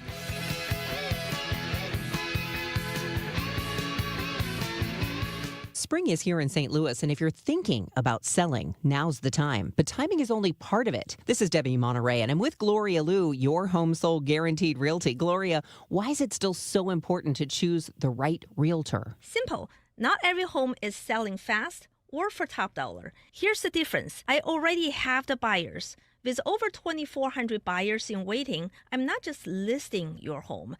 I'm matching it with demand. That's how I offer my guaranteed sale program. We sit down, agree on the price and timeline, and if your home doesn't sell, I'll buy it myself. But my goal isn't to buy your home, it's to sell it for the most money possible in the least amount of time. And that's exactly what my system does. My clients don't have to hope their home sells. I guarantee it. If you're selling your home this spring, call the one I trust, Gloria Liu, 314-325-6888, or GloriaHasTheBuyers.com. That's GloriaHasTheBuyers.com. Gloria and seller must agree on price and possession date. This is the story of the one. As a procurement manager for a hospital system, she keeps every facility in her network stocked and ready. That's why she counts on Grainger to be her single source for thousands of products, from disinfectants to lighting, air filters, and more.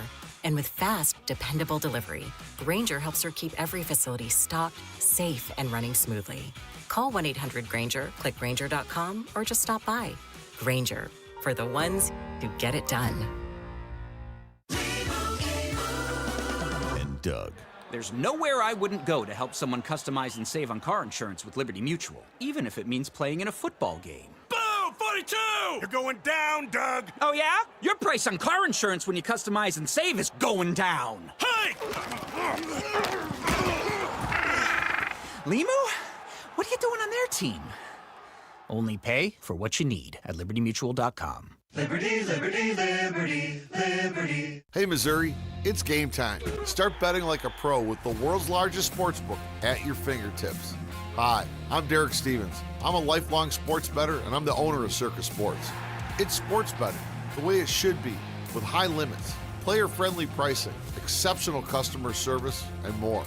Download your new bookie at circusports.com. The action starts now, Missouri. Experience the difference with Circus Sports. Bet like a pro.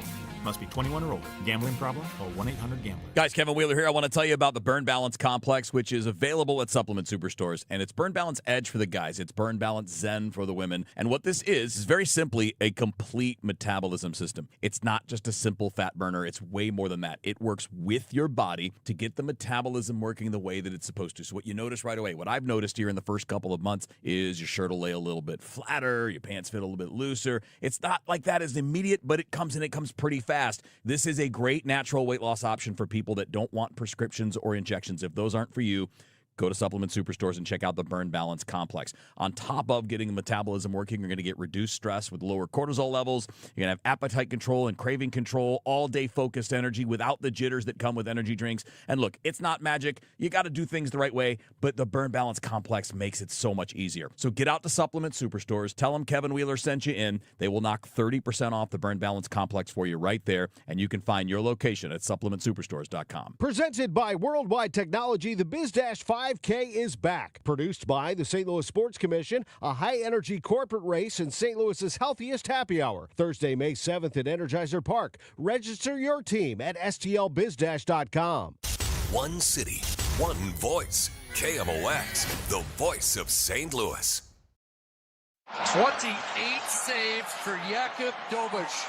He out-goaltends the Vezina Trophy finalist Andre Vasilevsky and celebrates his first ever Stanley Cup playoff series win. Courtesy of TSN, Ranj, the Tampa Bay Lightning and the Montreal Canadiens took their first-round series of the Stanley Cup playoffs to 7 games. Each one of those games was a one-goal game. The Canadiens won the first game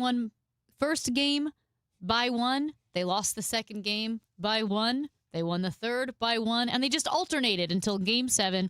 The Montreal Canadiens victorious with Jakub Dobeš between the pipes for the Montreal Canadiens. I didn't realize that Jakub grew up in St. Louis. Oh, let me rephrase that. Moved to St. Louis when he was 16. Actually moved in with Lubos Bartechko. I remember him. Bartechko of the Slovak line with Michael Handzus and Pavel Dimitra. And moved in with him when he was 16, his family, because they were family friends. And he's from, originally, Czechia. Went to De Smet High School. Played hockey for the AAA Blues. And this is what he had to say during an interview on the NHL on TNT. Jakub, it's ace. Amazing series. Great game tonight. We showed a clip of you playing the puck, first warming up, handling the puck in warm-up, and then playing it a lot during the game. Is that a big part of what you do, to play the puck as well as stopping it?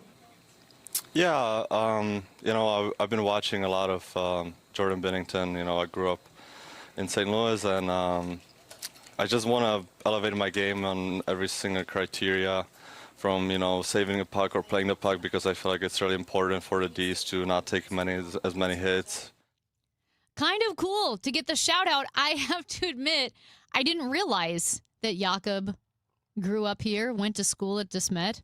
I feel like I dropped the ball on that one. No, but the first time I heard it, I took something away from it, but I'm realizing again as I've heard it a second time that maybe he didn't mean it the way it sounded, but it sounded like I grew up watching Jordan Binnington play, and I was thinking, what do you mean you grew up watching him play? It was like...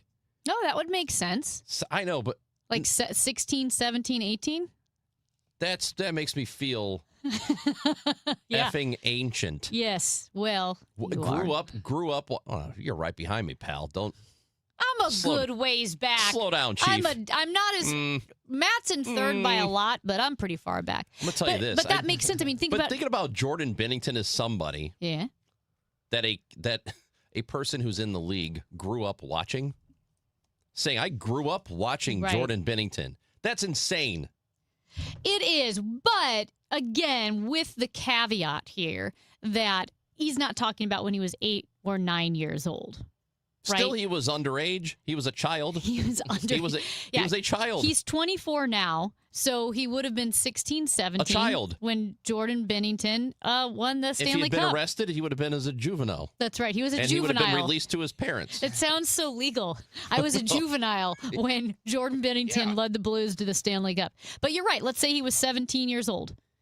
He's at high school at De Smet watching Jordan Binnington. First of all, I just can't believe that the Stanley Cup was 7 years ago. That's a long time. But kind of cool that the netminder for the Montreal Canadiens, St. Louis, and the fact that he said, I grew up in St. Louis, like he's owning it. Not everybody owns it. Well, what do you mean? They don't own, they're from here? John Hamm does. Nikki Glaser does. Yeah, they do. But if who's hiding their St. Louis? Who do you think? John Goodman. Although he was really nice and he did come on the show, but when he was on an NPR show, I've heard this. He said he's from New Orleans. Like he goes, I'm from New Orleans. I'm a Louisiana guy, and they brought up, well, you're from St. Louis, but I think it's just been so long that it doesn't resonate with him as home. Yeah. Although, did you see the Today Show on Friday was in Springfield, Missouri, where Missouri State is? Correct? Yeah. And they were with John Goodman, and they're doing a kickoff for the celebration of the anniversary of Route 66. And so Hoda was in Springfield with John Goodman. Okay, so then he is sort of kind of acknowledging it, right? Did he go to Missouri State? I don't know where he went to college. Sometimes I feel... You know what? He did. He went to Southwest Missouri State, so he wasn't which is Missouri State. Yeah, he wasn't talking about St. Louis, but they were in Springfield. I just think sometimes people distance themselves after a while. Now, granted, this guy is young. Well, he's a kid. I'm trying to think of all the people that we consider celebrities. Sterling K. He doesn't dismiss St. Louis. Mm-mm. He acknowledges it. I think he's even talked about emos. What show was he on? Probably Jimmy Kimmel. I think he was on Kimmel or one of those, Kimmel or Fallon, and he was talking about emos and how great it is. So I would say most of our real legit celebrities do acknowledge St. Louis Yeah, I and think accept you're right. it. You're right. You know, good for us. I just like that he brought it up. He was watching Jordan Bennington here in St. Louis as a kid, as a juvenile. Let's discuss the red hot Redbirds. They took 2 of 3 from the Dodgers. They started the series with the Brewers. The victory. Derek Gould of the St. Louis Post-Dispatch will join us when we come back on KMOX. It's not really a sports show. It's just a show. So I don't really have a sports show, but I love the Cardinals. I am born and bred St. Louis, went to my first game like so many of you, 4 years old. Couldn't believe how green it was standing there next to the players with my dad, and now I go with my kids. You get it. So when you listen to the DGS, it's going to be a slice of life happy hour, but we're always going to talk Cardinals. The Dave Glover Show at 1. Then stick around for Cardinals baseball. Now, KMOX weather from the Saliga Heating and Cooling Weather Desk. 54 degrees, cloudy, cooler today with periods of rain, maybe a thunderstorm, a high of 58 tonight, maybe some rain, otherwise cloudy and a low of 49. Weather sponsored by Renner Garage Door, forward and back, RENNER. Giddy up! Cardinal Cowboy for Team Renner here, America's oldest family-owned garage door company, serving both wholesale and retail markets. Free repair or replacement quotes and $100 off a new garage door. RENNER. Chuck McDowell here with Red Pocket Mobile. How long have you been stuck with the same phone plan? 2 years? 5? 10? Are you tired of surprise fees and confusing bills? Switch to Red Pocket Mobile. With Red Pocket Mobile, premium 5G plans start at just $10 a month. Pick a plan, lock in your rate, and that's the number you'll see on your bill every month. No hidden fees and no long-term contracts. And here's the kicker. Red Pocket lets you choose from 3 major 5G networks, not just one. Pick the network that actually works where you live and where you work. Try one, and if you like it, keep it. If not, switch to another. Never be stuck with a single network again. Plus, keep your phone, keep your number. Red Pocket Mobile, your new ultimate cell carrier. New customers can switch and save 50%. Choose from all 3 major 5G networks with one locked-in low price and no contracts at redpocket.com. Redpocket.com. Hey guys, Kevin Wheeler here for FanDuel Sportsbook, the official sportsbook of KMOX. And I do like to brag that it's been my official sportsbook longer than it has been for the station. The station only goes back to the beginning of this year, and I go back, I don't know, at least 7 or 8 years, but I had to travel before to use it, and now I get to play at home. And right now, I'm playing along at home with the NBA playoffs because FanDuel is giving me better payouts on same-game parlays. You get the same benefit. So more ways to build and more value every time you play. You can stack your picks your way for every single game, every matchup, and every moment, whether it's spreads, player points, threes, whatever. You can build it all into one same-game parlay and go for the bigger payout. So if you're getting same-game parlays in your line to go, then this NBA postseason, you want to be doing that on FanDuel. It's more options, better payouts, all NBA playoffs long. Just go to FanDuel.com/Missouri to get yourself started. And remember, FanDuel is an official partner of the NBA. Play your game. Also remember that you have to be 21 or older and present in Missouri. If you have a gambling problem, please call 1-800-GAMBLER. Stan Musial, he missed a season in his prime to serve his country in the Navy. Honor a legend on Saturday, May 16th when the Cardinals face the Kansas City Royals. Fans can secure a Stan Musial military bobblehead presented by Coca-Cola and Deerbirds. This patriotic collectible celebrates Stan's Hall of Fame career and his service to our country. A true symbol of character on and off the field. A tribute worth displaying and remembering. Don't miss it. Get tickets and details at cardinals.com/promotions. Some Sundays are made for the water. Sunday, May 17th, as the Cardinals take on the Kansas City Royals, make it a ballpark day too. That day, you can score a Cardinals boat tote presented by Coca-Cola and Walmart. A classic summer bag that fits right in from the dock to the dugout. It's ready for long weekends, sunny afternoons, and whatever plans you have next. Get tickets now at cardinals.com/promotions.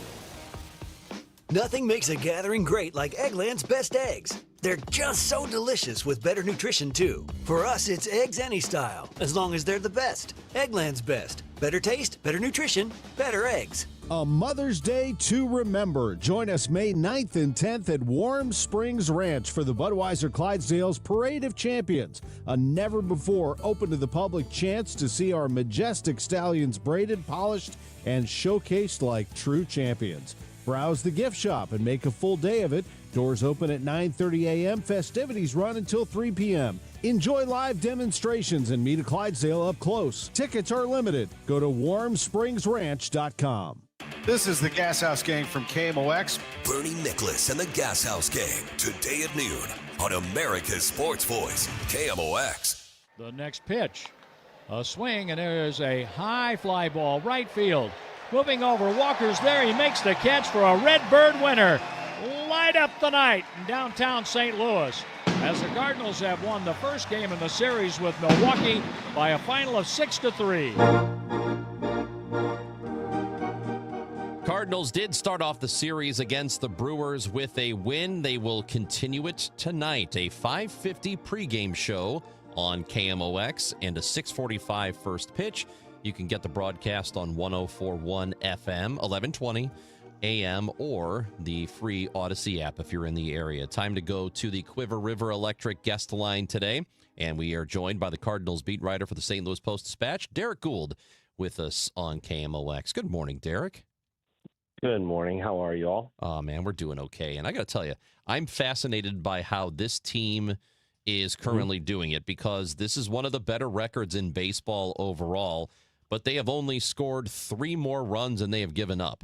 And if you look at the teams that are in front of them, I mean, they're all significantly better in terms of the run differential. So how is this team doing it right now? Evidently by a razor's margin, right? And part of it is it's early in the season, right? And so I know we're, 20% in, month plus in. But you go on a winning streak like the Cardinals had, right? Or win your first 5 division games like the Cardinals have, and that can elevate a record really quick. You win every game that you play in extra innings, you're going to have a lot of close games just by definition. And they've done that. They were unbeaten in 1-run games there for the first 3 weeks of the season. So that's going to be part of it. It's a recipe of winning the games that they have a lead and coming back to win close games when they fall behind early. And that's been sort of their 2 avenues overall. They've gotten to those places in different ways. You think about the series in Pittsburgh, and they just won a variety of ways. But the overarching theme is that they hold on to leads overall when they get them, and they come back and they edge teams when they fall behind. And that's been successful for them. Is it sustainable? It usually isn't. But their style of play is. And that suggests that if they can at least cling to that, they'll be competitive. They've been so much fun to watch. We've been talking about the enthusiasm of youth, right? And what you see with these young players. But I was just sitting back thinking about the games that we've seen so far, and never once have I thought they're just going through the motions. Like, never once have I thought this team, they're playing with something. Maybe they're playing with something to prove. Maybe they're playing with more freedom because expectations were so uncertain or even low going into this season. But there's an element of fun to this team. Hey, I think that latter part is a real big part of it. It's something that they tried to do a little bit last year, kind of shed the gravity of their history, kind of shake it off a little bit. And they were better at doing that this year, in part because they looked around and they realized they didn't have those all-stars, right? They didn't have the payroll of other teams. They didn't have the well-known players. They had a bunch of young guys who, talked to Mason Wynn the other day, and he said, we're all about the same age. We all think alike. We all kind of have the same view of the game, and we all know we're going to be here together for several years trying to make this work. So that's where a lot of this comes from, and they aren't weighed down by the laundry, so to speak. They talked a lot this spring about how they get to set their own direction, and Chaim Bloom has talked a lot about the phrase he uses is write their own chapter. That's the phrase that he used in the clubhouse at the beginning of spring was, you get to kind of write your own part of this history book, and they've really taken to that, whether it's Matthew Liberatore talking about wanting to direct and take intake or input for what the rotation does and things like that, or Mason wanting to, work with Jason or JJ Weatherholt on defense and becoming kind of that leader of the infield and sort of the heart of the team when it comes to that energy that you think of. So I think there's a real sense that, okay, they don't have to answer to the expectations of past teams. There aren't high expectations for this team. They've been very upfront with that from the get-go. And so they get to kind of chart a free and clear path that they define themselves. So do you think it's possible that this really good start to the season, if it continues, changes what their process is? Because, this is my impression from the outside, is that Chaim Bloom's got this vision. He's going to stick to it. Doesn't matter if they're in first place or close to first or in wild card position when they get close to the deadline, that he's still going to see it like, hey, we have a plan here and we're going to stick to it. Can you see them deviating from that at all? I can. You have to be very careful with the message you send teams and fans. I don't think there's any other way to put it than the Cardinals are in a fragile spot when it comes to their revenues and their relationship with fans, right? They need to sell tickets. They need to move merch. They need to get people to subscribe. And, we see time and time again that one way to do that is to win. And if you get towards the trade deadline and you got a team that is winning and that is in the race or in the hunt for a playoff berth and you pull the plug on it, you run the risk of not rewarding the team that outperformed to get there, right? And what does that tell the young guys about what the priority of this organization is, right? Whatever truth is about like having the long range goal, the optics are that they weren't buying into how this team was playing. And then the other part of it is fans. Like if the team is saying, look, our future or our focus, committed to it, and no matter the winning record or being in the division hunt, you got to stay true to that future focus, and our eyes are on 27 or 28, then they can't really argue if fans go, cool, we'll do the same. Have a good August, right? That would seem fair if fans said that. I think there is a way to kind of thread that needle that the Cardinals will have. Clearly they made some signings. They made some acquisitions with an eye on, okay, this could be mutually beneficial in the sense that, say, like Dustin May, right? Dustin May, you pitch well. We give you that opportunity. You're going to get to start all and work through your things and get well. And then in July, if you're a starter that other teams want, then we can flip you for talent that helps us in the future. That's that kind of signing, right? They could hold on to him, right? And say, no, you're part of something that we're pushing here, and then just kind of reposition. They can take from this depth that they have acquired, and use some of it to add an addition. I think you put it really well, is the decision that they're going to have to make is how much noise could they make in October versus just slipping in. And they've been pretty clear about how they don't want to be one that chases just slipping in, that would be a short-term sugar rush that they think would be detrimental to a longer-term plan. They don't want to be the team that just slides in at the end. They don't want to build a team toward that. And so if they feel that that's what they have the team, then they'll probably stay disciplined and go, all right, well, we'll look longer term. That may mean they don't sell and they just hold. That may mean they don't add and they just see what happens. But it would mean that they would kind of like go, well, this is just a team that maybe doesn't make noise in October, even it gets there.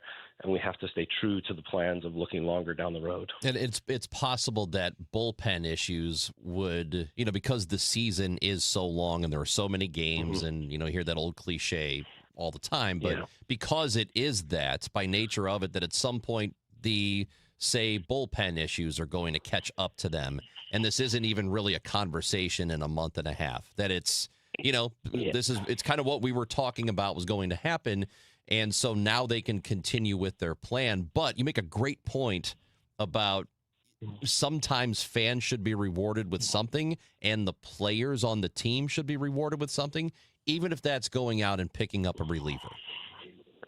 Yeah, and it might not be a reliever. It might, you're exactly something, some kind of help, some kind of depth, some kind of boost, and those kind of deals are usually available. We've seen in the past a trade deadline that added what would help, not what would make headlines, and that's what happened. It helps. I think that is a real thing.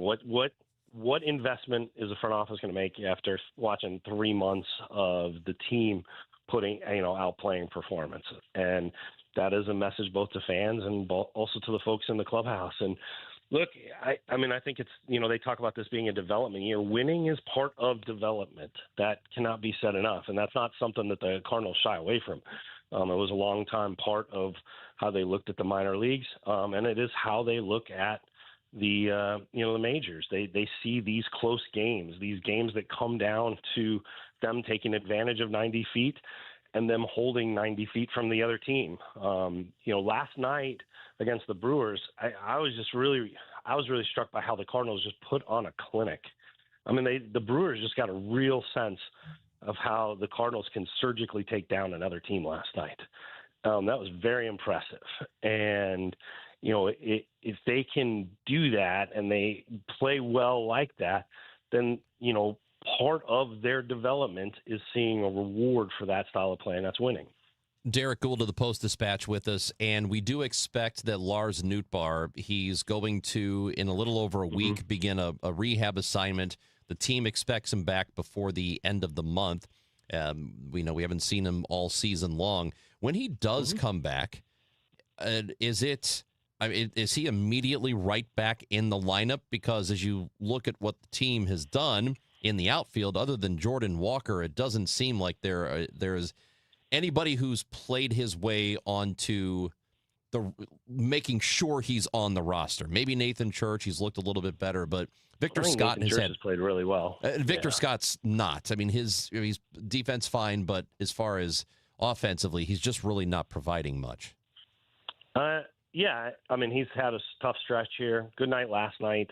Some authority at the plate here in the past 5-6 days after getting that break to kind of work through some things. I think a lot of these questions, and you brought it up, right? Things can change by the time the trade deadline. They could hit a rocky patch.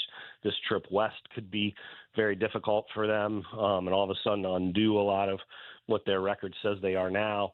Things can happen. And when it comes to Lars Nootbaar, that's kind of what the same thing is true, right? Performance will dictate. They have this stretch here now without Nootbaar. They've started the season without him. They got another, 3.5 weeks without him. His rehab will probably take about 20 days, which is the maximum permitted, where he kind of recreates spring training. But they have that time without him. And if you get 2 strong weeks out of Victor Scott, then doesn't that change the conversation? Yeah.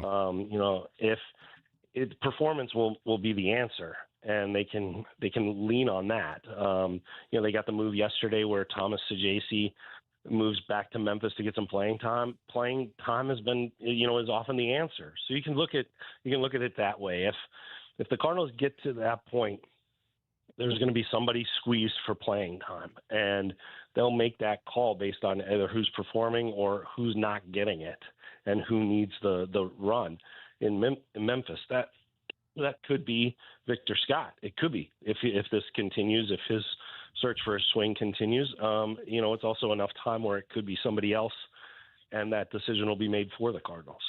And Derek, just a quick follow-up to that. Is it because of the young makeup of this team that performance will be the answer is real this year in a way that it wasn't necessarily applied last year?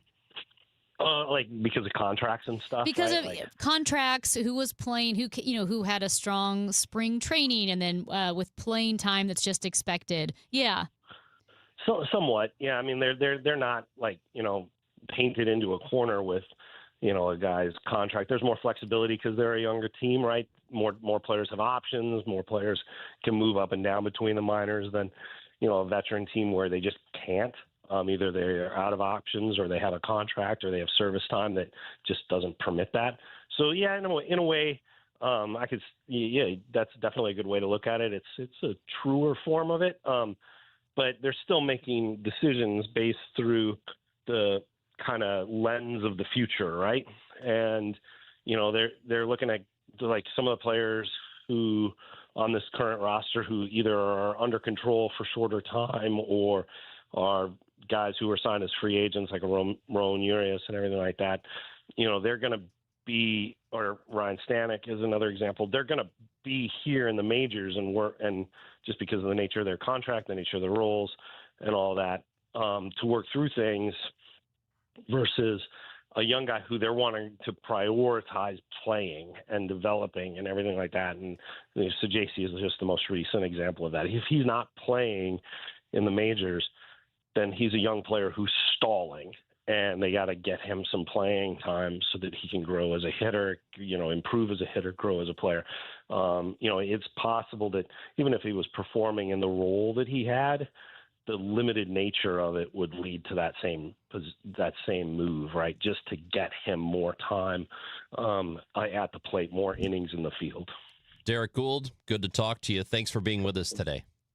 You bet, guys. Have a great day. Thank you for having me. You too. Thank Derek you. Gould, Cardinals beat writer, the lead Cardinals beat writer for the St. Louis Post-Dispatch with us. And don't forget that Oliver Marmol is on the station today. Again, it's Tuesday, so Ollie Marmol will join us at 12 o'clock. Tom Ackerman, Bernie Miklasz, and me will talk to the Cardinals manager on the Gas House Gang. It happens then on KMOX. It's time for a $98 AC tune-up. This is the story of the one. As a procurement manager for a hospital system, she keeps every facility in her network stocked and ready. That's why she counts on Grainger to be her single source for thousands of products, from disinfectants to lighting, air filters, and more. And with fast, dependable delivery, Grainger helps her keep every facility stocked, safe, and running smoothly. Call 1-800-GRAINGER, click Grainger.com, or just stop by. Grainger, for the ones who get it done. Each year in St. Louis, 10 women are recognized for volunteer leadership that changes lives. They support families, strengthen communities, and create opportunities where they're needed most. Join us Tuesday, May 19th at the Ritz-Carlton for the 2026 Women of Achievement Awards Luncheon. Celebrate their impact and be part of a tradition more than 70 years strong. Reservations available at WOASTL.org. For more information, go to KMOX.com/events. This is the story of the one. As a maintenance tech at a university, he knows ordering from multiple suppliers takes time away from keeping their arena up and running. That's why he counts on Grainger to get everything he needs, from lighting and HVAC parts to plumbing supplies, all in one place. And with fast, dependable delivery, he's stocked and ready for the next tip-off. Call 1-800-GRAINGER, click Grainger.com, or just stop by. Grainger, for the ones who get it done. Why'd I go to the doctor? Working on the farm, my heart kept skipping a beat. I didn't think much of it, but my daughters made me get checked out. Turns out I have atrial fibrillation, which increases the risk of stroke about 5 times. Symptoms like irregular heartbeat, heart racing, chest pain, shortness of breath, fatigue, or lightheadedness can come and go. But if it's AFib, the risk of stroke remains. If you have symptoms, contact a doctor. I'm so glad I did. Visit notimetowait.com. Sponsored by Bristol-Myers Squibb and Pfizer. Why would life-saving care require a membership? In a real emergency, are you reaching for your wallet or your phone to call 911? And what if the member helicopter isn't the closest one? What if they don't carry blood on board? What if those differences matter? They do. Arch Air Medical Service is proud to serve Effingham and surrounding communities with life-saving air medical care. Our highly trained crews deliver advanced medicine in the air, because when seconds count, capability matters more than a card in your wallet. Plus, we're part of Air Methods, the nation's largest air medical provider. Worried about cost? Here's the truth. The No Surprises Act protects patients with private insurance from unexpected out-of-network air ambulance bills. You'll only pay your in-network copay, coinsurance, or deductible. If you have Medicare or Medicaid, similar protections apply. Providers cannot bill beyond those limits. That means no air medical membership is needed. Learn more at airmethods.com. Copays, coinsurance, and deductibles are set by insurance providers, not Air Methods. Terms and costs may vary. Contact your insurer for details. I'm Matt Morgan of Morgan & Morgan, America's largest injury law firm. I've had the privilege of seeing miracles, broken families rebuilt, every crash, every workplace injury, every medical mistake. Fighting back can work. We've gone toe-to-toe with insurance giants, and we've won a lot. Over $30 billion recovered. Size matters. Reputation matters. Results matter. There's only one Morgan & Morgan. The choice of a lawyer is an important decision and should not be based solely upon advertisements. Past results afford no guarantee of future results. Every case is different and must be judged on its own merits. What if your bathroom felt less like a routine and more like a daily escape? Glover here for my friends at Michael's Baths. They can transform ordinary bathrooms into beautiful, comfortable spaces for homeowners across St. Louis and all the surrounding areas.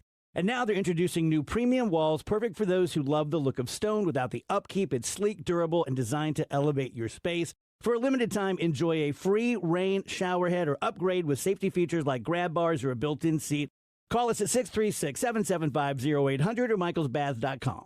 I'm right-handed pitcher Andre Palante, and you're listening to the voice of the Cardinals, KMOX. We appreciate your text messages, the 314-436-7900.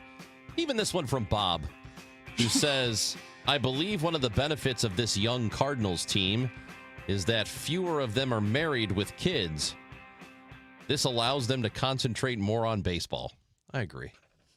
Don't have families. No, you know what? Just play ball. I don't know. I think you could make the argument that if they're young and single with a lot of money, they're out gallivanting around town. They're probably gallivanting. You don't want the team gallivanting. Do you think? You need a settled down father of three who just wants to get out of the house for a moment of quiet on the baseball field. That's what you want. Yeah, and they probably go to the ballpark early. Yes, that's exactly right. The married guys go to the ballpark early because they can't wait.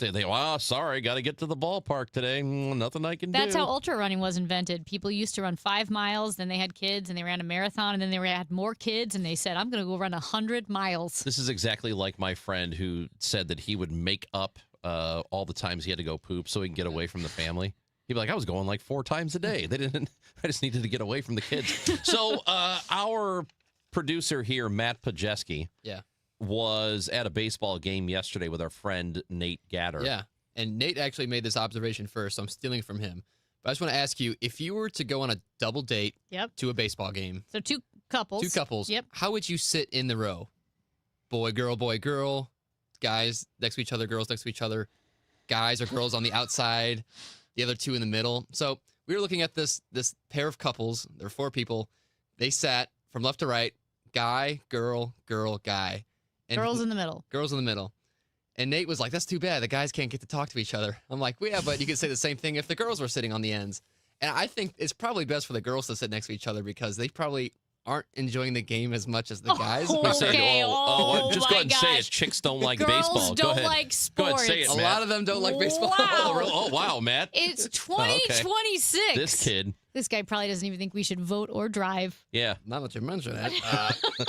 No. Damn. So I just issue a statement tomorrow. Get your statement ready, pal. I'm curious what you think the proper seating arrangements should be. What? Okay. It's not. Let's not focus on gender. Let's focus on friendship and who's interested in the game. Because I think that makes the most sense. Sure. So who are the friends and who's interested in the game? I didn't know this couple, I didn't know either of the couples. I think the people who are not interested in the game should sit next to each other so they can talk. Okay. Well, I think that maybe you should go. If the 2 girls are good friends and the dudes are friends, let them each sit next to each other. And so you have dude, lady in the middle. Guy. And then, girl, guy. Yeah, really, it depends on who cares about the game, who doesn't, who just wants to chat, who doesn't. Maybe they're all in on it. But then maybe you rotate. Maybe you rotate. Yeah, maybe here for the first few innings, I go up to get Because- drinks, bring them back, and then we all Now musical chairs. You've split up a couple. What if you sat in front and behind of each other? Yeah, like that. Take up 2 rows. You get Yeah. a little cluster of 4 right Yes. there. Yeah. 2 in the front, 2 in the back. Let us know what you think. 314-436-7900. Pete Hegseth spoke to the media this morning. The president also spoke to reporters as well. We're going to talk to Linda Kenyon from CBS News, CBS White House correspondent, will join us when we come back on KMOX. Men, if you're suffering from erectile dysfunction or PE, you're not alone. Most importantly, you don't have to live with it.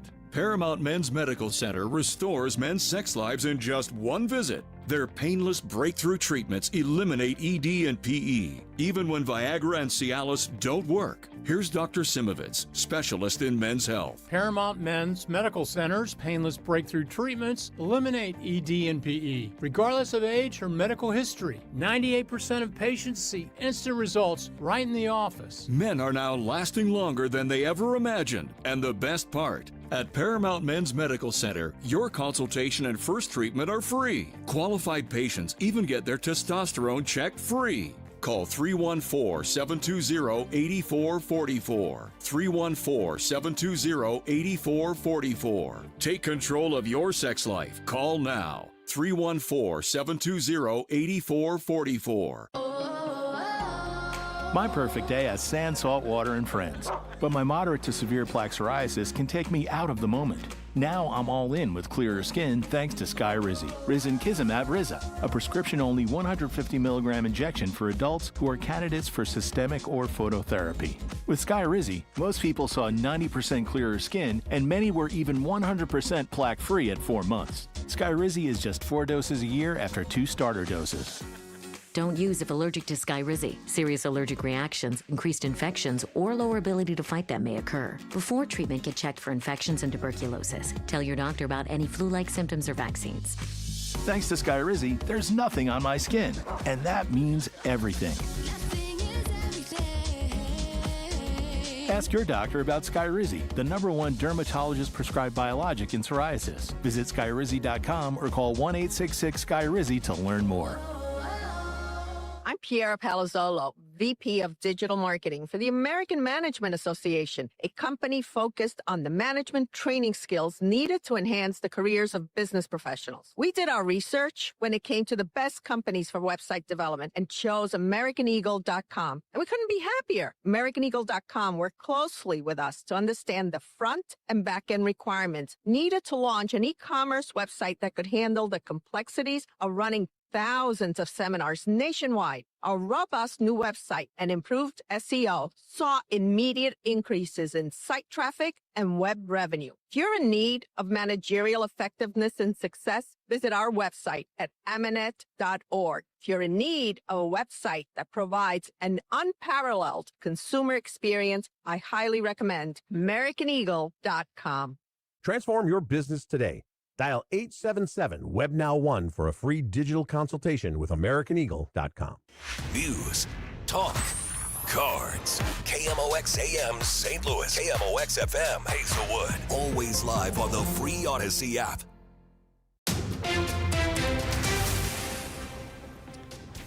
It is 11:01. We've got cloudy skies downtown. It's 54 degrees. I'm Debbie Monterey. He's not on the ballot, but President Trump's presence looming large over Indiana state Senate primary elections today. Trump wants 8 Republican lawmakers ousted for defying his demands for redistricting to get more Republican seats. The U.S. military sunk several Iranian boats in the Strait of Hormuz yesterday as Iran attacked U.S. Navy destroyers guiding stranded ships in the critical waterway. Former Trump national security advisor and CBS News contributor H.R. McMaster says Tehran is shifting to a psychological strategy. I think what they're trying to do now is to, they're following American public opinion really closely, and they're hoping that the negotiating team will cave on their demands, demanding enrichment, demanding, some maybe vestige of control over the Strait of Hormuz. Iran says the U.S. military initiative to guide ships in the strait is a ceasefire violation, but the Pentagon says the ceasefire is still on. St. Louis police are still looking for a missing 14-year-old boy. A missing persons advisory went into effect last night for Kendrick Payne Jr. He did not return home after taking out the trash. Police say Payne is autistic, requires around-the-clock supervision. He's described as 5'3", black male, weighing about 130 pounds, last seen in a black striped shirt and blue and green pajama shorts. A St. Louis man admits to driving a 12-year-old girl from Michigan to Missouri in order to engage in sexual acts. 56-year-old Harold White pleaded guilty yesterday and admitted taking the girl across state lines after meeting her on social media and recording the acts on his phone before buying her a bus ticket home. White is set to be sentenced in July. Both sides have agreed to recommend 15 years in prison. From the KMOX Business Desk, American economic confidence is plunging, according to a number of new polls. Gallup shows 55% of Americans saying their financial situation is getting worse. The Economist YouGov poll shows 61% of Americans say the economy is getting worse. Dave Simons of One Private Wealth admits things are looking good on Wall Street. So what about high gas prices, right? That's kind of what Wall Street says. Oh, there's this thing called the Iranian war, which is causing inflation again? Oh, yeah, didn't even really notice. But right now, it's all about corporate profits. Simon says the stock market isn't always tethered perfectly to the economy. The average company on the S&P 500 saw profits increase 21% over last year. The weather sponsored by i3 Broadband. This afternoon will be mostly cloudy and cool. We'll have rain at times, even a rumble of thunder, the high 57. Cloudy with some rain early tonight, perhaps a late night shower, low 48. Mostly cloudy and cool tomorrow with a passing shower, high 60. Some sunshine Thursday, high 67. From the Saliga Heating and Cooling Weather Desk, I'm AccuWeather meteorologist Joe Lundberg on 104.1 FM KMOX. Right now, it's 54 degrees and cloudy in downtown St. Louis. Spring is here. Time to toss out that dusty treadmill and your laggy cable internet. Upgrade to 100% in-home fiber from i3 Broadband. They're springing forward with their longest price guarantees ever on their gig speed internet services. No data caps, just pure speed. Visit i3broadband.com/radio and start your spring off right. I'm Debbie Monterey, KMOX News. Chris and Amy now. The Dave Glover Show at 1 on the voice of St. Louis, KMOX.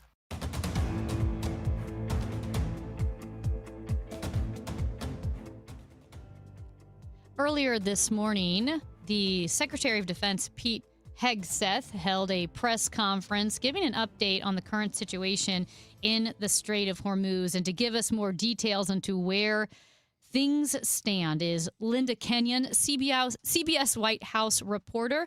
Linda, thank you so much for joining us. Well, I'm happy to be here. Thank you.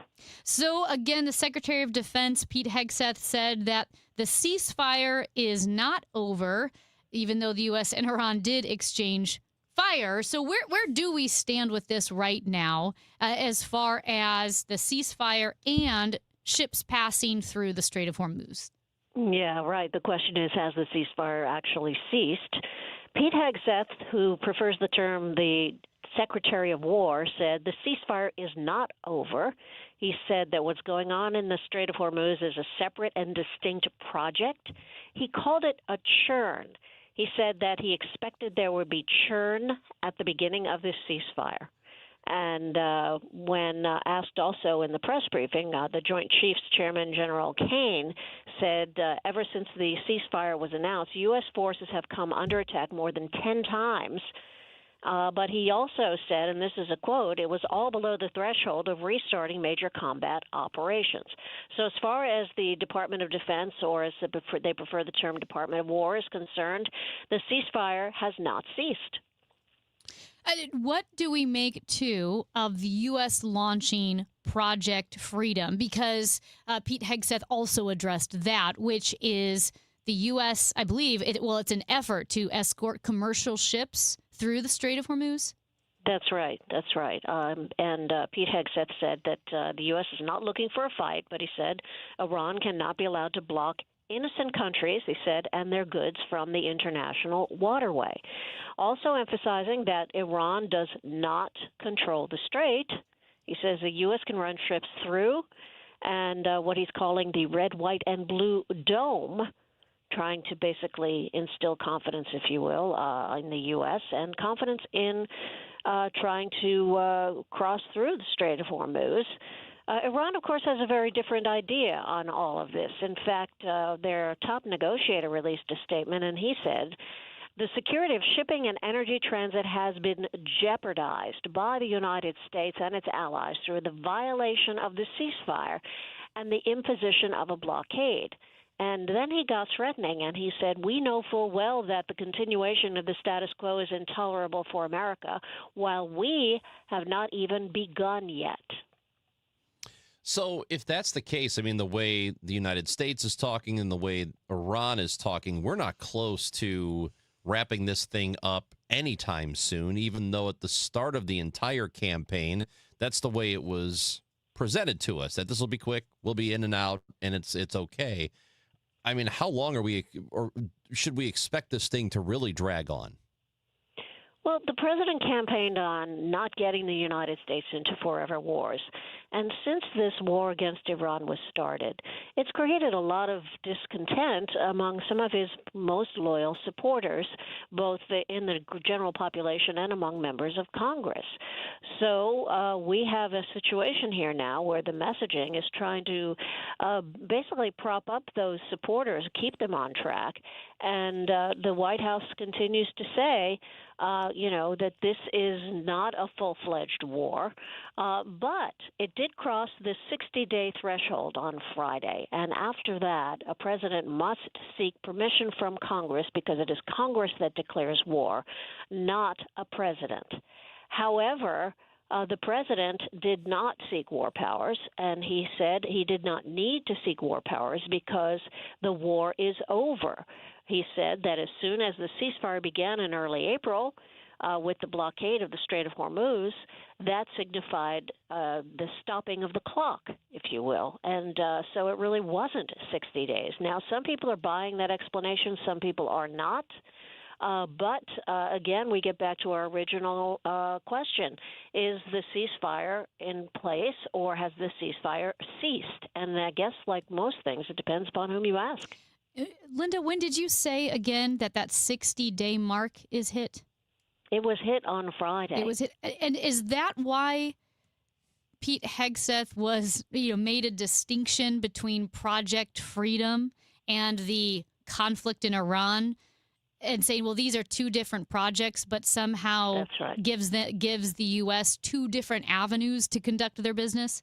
That's right. That's when they started what they called Project Freedom, which was the escorting, although not really truly escorting, more like what the U.S. has said, described as a guidance through the Strait of Hormuz. But that guidance through the Strait of Hormuz has led to some escalation in tensions, and so this is a big issue right now, and it's getting to be a very big concern about how long this is going to continue.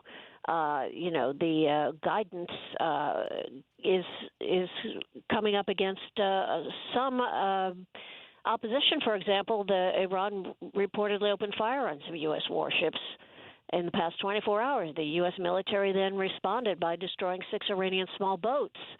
And the military also intercepted Iranian cruise missiles and drones. I will say that the president, just as recently as just a few minutes ago in the Oval Office, reiterated what we've heard him say so often. Iran's Navy is destroyed, he said. Iran's Air Force is destroyed, he said. Iran's defensive capabilities are destroyed. And yet they did manage to shoot cruise missiles and drones at the United States vessels in the Strait. Well, how about Iran's nuclear capabilities? Because that was the pretense for everything, is that they've got nukes or they're close to them and then we're in danger. But, all the intelligence, even going back to last year, which wasn't that long ago, was that they weren't close to anything like that. So what are their capabilities now? Well, everything is very fuzzy. We're hearing from Iranian state media, so we have to, put that in context, of course. But after the U.S. last year bombed several Iranian nuclear sites, what was left behind was buried underneath the rubble is what the president has been referred to as the nuclear dust. That's the enriched uranium. Now, the president has said that the U.S. is going to make a deal with Iran to work jointly to get that nuclear dust out of there. And then he said if they will not cooperate, the U.S. is just going to take it. Now, I'm not sure how that is going to actually be performed, because then you would have to have American military boots on the ground, and that's something that the president says he's not going to do. So there's clearly a lot that still has to be worked out at the bargaining table, if they even get to the bargaining table. This is, I guess, a technicality question, but like you said, with the 60 days expiring on Friday, and with the insistence that the ceasefire has not ended, is there anticipation, and I don't even know how this works, that the president will say, well, I get to restart the clock on another 60 days if a ceasefire lasts a certain length of time? Well, the president can ask for a 30-day extension.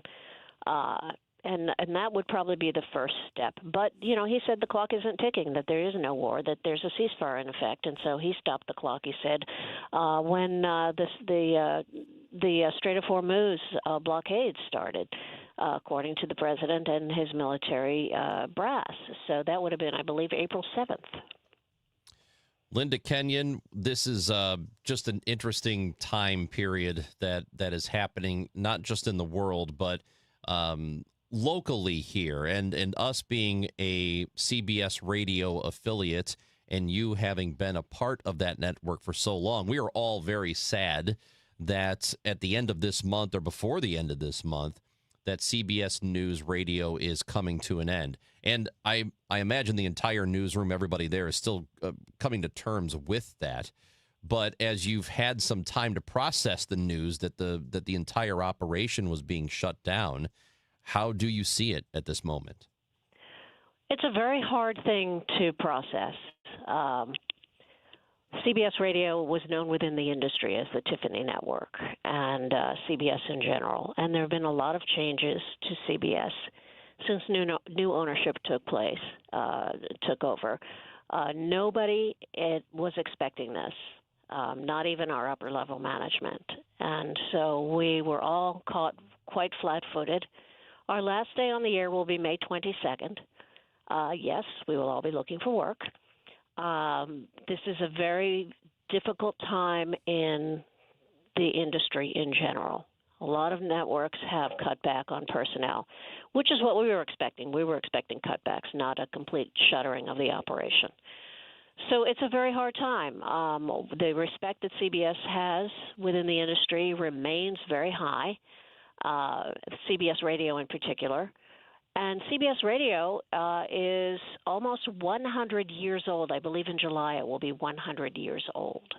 So the joke, and you have to have a little gallows humor here, unfortunately, but the joke is we all feel like Betty White. We almost made it to 100. Well... And she was great, too. People loved Betty White. Yes.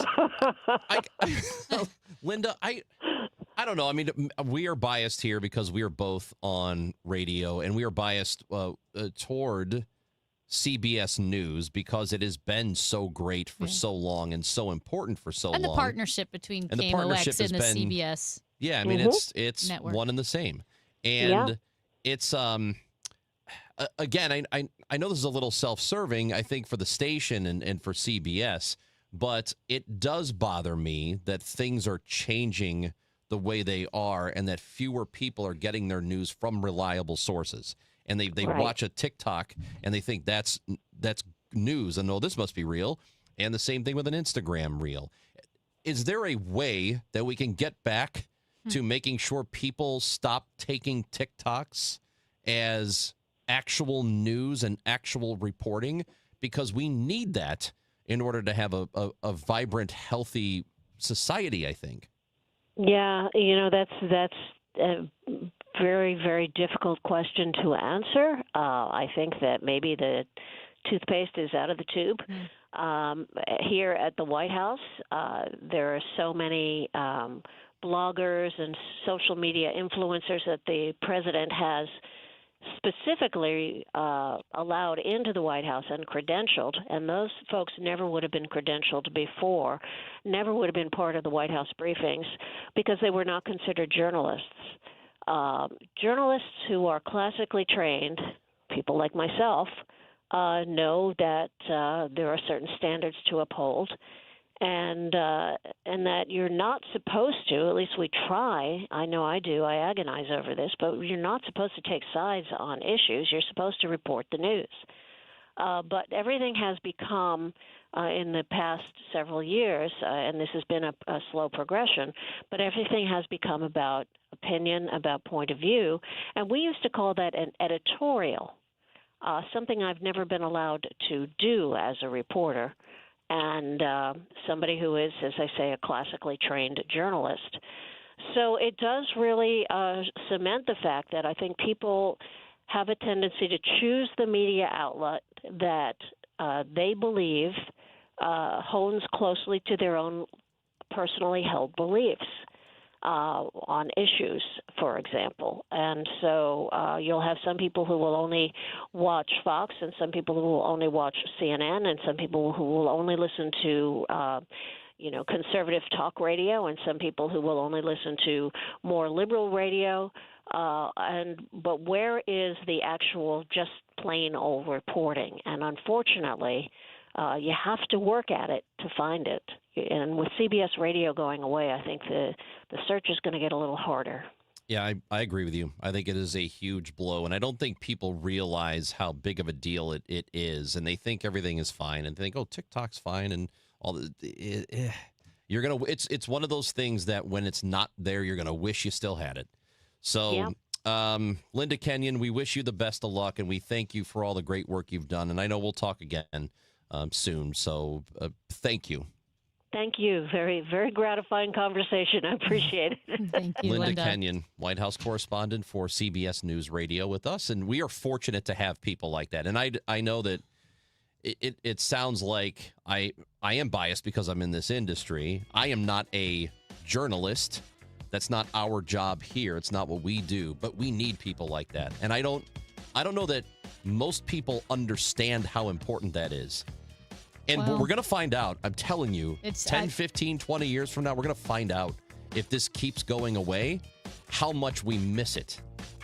Same. It's the unsexy forms, radio and print. Yep. They don't interest a lot of people. And it's too bad because it's to their detriment and they don't even know it. It's Chris and Amy on KMOX. Just a reminder to have your air conditioner checked for the summer so you don't have a mishap and it goes down in the hottest day of the year. But it's always best to have it done. Call us and we'll be more than happy to come out there and check it for you. And like always, if you're having your furnace checked by another company and you are told that this is the year you need to replace it, call me for a second opinion. The 0% interest is still available on most brands. Save your cash and keep your credit cards open and away from those high rates. Call me. You'll be glad you did. Bart Inman, one easy number in Missouri and Illinois. The easiest. It is 314-293-2600 or on the website bartinman.com. Now that's Bart with a B, Inman with an I.com. God bless. Make Cinco de Mayo delicious with Easy Cater, the easiest way to order food from favorite restaurants for all your celebrations. From April 27th through May 5th, every order placed earns you 1,000 bonus rewards points. Whether you're looking for traditional favorites like tacos and tortas, festive options like a build your own nacho bar, or hosting a breakfast fiesta with huevos rancheros and breakfast burritos, Easy Cater makes food for Cinco de Mayo a cinch. Order now at easycater.com with promo code Cinco de Mayo 26. Restrictions apply. See offer details. This is the story of the one. As a procurement manager for a hospital system, she keeps every facility in her network stocked and ready. That's why she counts on Grainger to be her single source for thousands of products, from disinfectants to lighting, air filters, and more. And with fast, dependable delivery, Grainger helps her keep every facility stocked, safe, and running smoothly. Call 1-800-GRAINGER, click Grainger.com, or just stop by. Grainger, for the ones who get it done. Hey guys, Glover here with my friend Stewie from Stewart's American Mortgage Corporation. Stewie, I think this is going to be a strange season for real estate. Just kind of feel it in my gut. What can people do apropos of their mortgage to put themselves in a better position to get that house? You know what, Dave, that's a great question. There's a bidding wars that are going to happen this spring. You want to get the house. This is how you're going to make things better. Number one, we give you the power of the pre-approval letter. That means you can go into our portal and generate the letter and edit it for any amount you want up to the amount you're approved without chasing the loan officer. Number two, the bagel loan. No closing costs, no title fees, no lender fees, no appraisal fees. It's a bagel. Bagel looks like a zero, easy to remember. Add that money you would normally pay onto your bid and beat the other offers out. And you know what? The third thing is we can close fast. 10 days. They're going to look away at the other offers because most lenders take as much as 30 days to get done. You can call or text Stewie at his personal cell phone, 314-324-4440, or you can Google the bagel loan, NMLS 226715. If you owe the IRS, you have a legal issue, and you need the Lance Drury Law Firm. We'll protect your rights. Log on at lancedrurylaw.com. This is Congressman Bob Onder. Americans demanded border security, and House Republicans delivered. According to the Department of Homeland Security, for 10 consecutive months, U.S. Customs and Border Protection has reported 0 illegal aliens released at the border. I'm proud to have worked with the Trump administration to secure our southern border and uphold our immigration laws, and will keep fighting to advance strong policies that protect Missourians and keep America safe. Paid for by official funds authorized by the House of Representatives. Yesterday, today, and tomorrow. KMOX, the voice of St. Louis. Gas House Gang is at 12 today, and there's been a couple of additions to the show with Bernie Miklasz, Tom Ackerman, and me. We will talk to Ollie Marmol as scheduled at 12 o'clock. He'll be with us from 12 until 12:30. Joining him on the line with us will be pitching coach Dusty Blake. Very fun. So we'll have Dusty, and then Joey Vitale will talk Blues with us at 12:45. So looking forward. Actually, Dusty will be joining us at 12:15. So we'll have Ollie by himself for that first segment, and then the Cardinals pitching coach will join in segment 2 today. Looking forward to it, starting at noon. Good stuff. Really good stuff. Appointment radio. Hey, I'm looking at two stories. It's like two sides of the same coin here. The Wall Street Journal had a piece about hobbies, especially for young people. It's entitled, "Don't Be Snobby, Pick Up a Hobby." Yeah, because a lot of people are doom scrolling. They're looking at their phones. One young female on TikTok summed it up. Quote, "Hobbies are what people used to do when they're bored. I haven't been bored since I got a phone." And what they're seeing is a lot of young people don't have hobbies. You ask them what they like to do in their spare time, and they're just scrolling on their phones. They're on social media. And if they do pick up a hobby, some of them do it because they want to post it on social media and look cool or look hot. Now, on the flip side of that coin are people who are tired of doom scrolling and are tired of looking at their phones. And this comes from our friends at St. Louis Magazine. They had a story on grandma hobbies and how Gen Z is picking up grandma hobbies like needlepoint, embroidery, knitting, sourdough baking, even mahjong, the game. A lot of like younger, I actually, a friend of mine, well, I know her through the family friends because she's much younger than I am, early mid-20s. She plays mahjong with her friends. All the 20-year-olds are playing mahjong. I played pinochle. Have you? And euchre? I've played euchre and spades. Never learned bridge, but and canasta. But that's not a surprise that I play euchre, canasta, and spades. It's right in your wheelhouse. It is in my wheelhouse. But here's the thing. I love it. I love that people are picking up grandma hobbies, and it's actually like statistically true because in 2015, listen to this. In 2015, the average needle pointer was 61 years old. Now it's 30. They're in their 30s. And I've noticed it too with Etsy. You can buy sweaters, you can buy scarves, you can buy hats that are all handmade by younger artists. One of my former students who I believe just graduated from Mizzou. So maybe she's 22 years old. She makes coats that are quilted, like these quilted coats that she sews, and she opened a business and she makes these beautiful coats, but it would be like a grandma hobby, right? Like making coats out of quilted material. And she does such a great job, and it's really, really big with young people. And I love it. I think we need hobbies. My hobbies have suffered, specifically reading. I mean, of course, like I run, and that's a hobby, but, you know, the sitting down hobbies, my hobbies have suffered since the advent of Instagram and the iPhone. I used to read for hours and hours, and now I have to be very intentional to put my phone down. It's so easy to pick it up and look at it. And go like this, 45 minutes. Yep. An hour. Gone. It's so easy. So listen to this.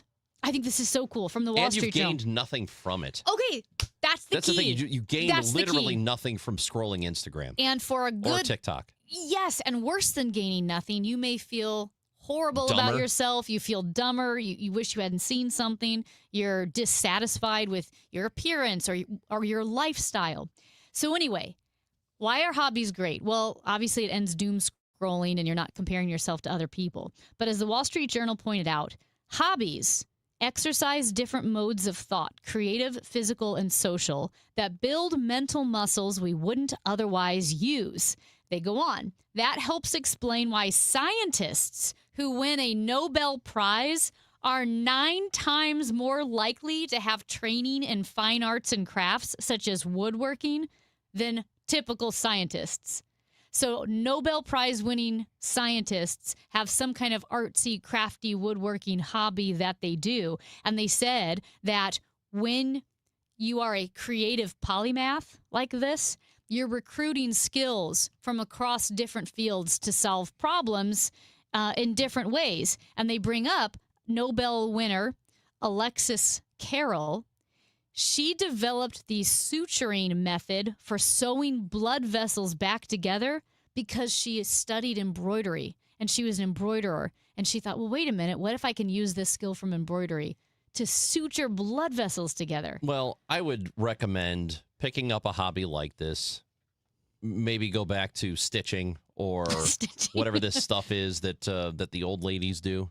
And we love you, old ladies. That's but me. You should go back to this. Yeah. And you should be listening to the radio while you're doing it and gaining something. And don't listen to garbage. No. You need to be listening to real, actual news radio. That's what you need to be doing. This is why I love radio. The first time I came into Studio B at KMOX, I walked in on Sports on a Sunday morning. This was 11:20 a.m. Tom Ackerman in front of a microphone, and he's got the printed newspaper in front of him, talking sports. That speaks to my soul. Yeah, I love it. Love it. I know it's like I said earlier, it's a little self-serving to talk about how important this radio station is and the CBS News operation, which is going away. And I think it's a really bad thing. And I know a lot of people, in particular young people, have moved in the direction of social media only for all of their news. I'm just saying it's not good. And I'm not saying it's not good just because we know people who are affected with their livelihoods. It's not good for greater society if we all become dumber. And if everybody is getting their news from TikTok, Facebook, social media, we're just slowly getting dumber and dumber and dumber. And people are... You've been a real downer today. I'm sorry. I think there are people who are going to turn it around. I hope so. We're going to turn it around. Here's my hope. That there are some young 20-somethings out there who are like, you know what? Let's bring something back that was once cool. Oh, really? Anytime I say that, you're like, look at this dork. Yeah, that's so true. That is so true. Matt works in radio. Matt keeps the radio on, and he's in his 20s, and all you do is give this fine young gentleman trouble for pursuing his old-timey passions in his brown shoes. You have a very... Okay. The shoes. You have a very liberal definition of fine young gentleman or whatever you just called him. I will say one thing about him that I wish more people who were his age would do is he has been exposed to older music and older TV, I guess, right? Yeah. So he does He reads. Yeah, and so what I'm saying is, like, he does enjoy things that older people do, right? Yeah. And so it's not just like, for him, it's not all Instagram and all this and TikTok. I think you're on TikTok, or excuse me, Instagram more than he is. I probably am. This guy is very And I'm saying it's not good, though, but I have at least, analog. I do have some exposure to what is actually good. And so that I know when I'm watching TikTok and I'm watching reels that just appear in my timeline, that 98% of it is hot garbage. And I'm like, why am I still doing this? None of this is good. I know what's good. I see and have heard and have read good stuff. All of this is crap. Why am I doing this? Because they find a way to make you addicted to it. Yeah. Hang out with Matt more. Well, no, I'm good. We don't have to do that. Yeah, I'm good, pal. But I just hope that there are people in their early 20s who grow up and think, you know what, let's try something that grandpa used to like. And maybe it is actually cool and we could bring it back, like vinyl records. Vinyl records are a thing again because of that.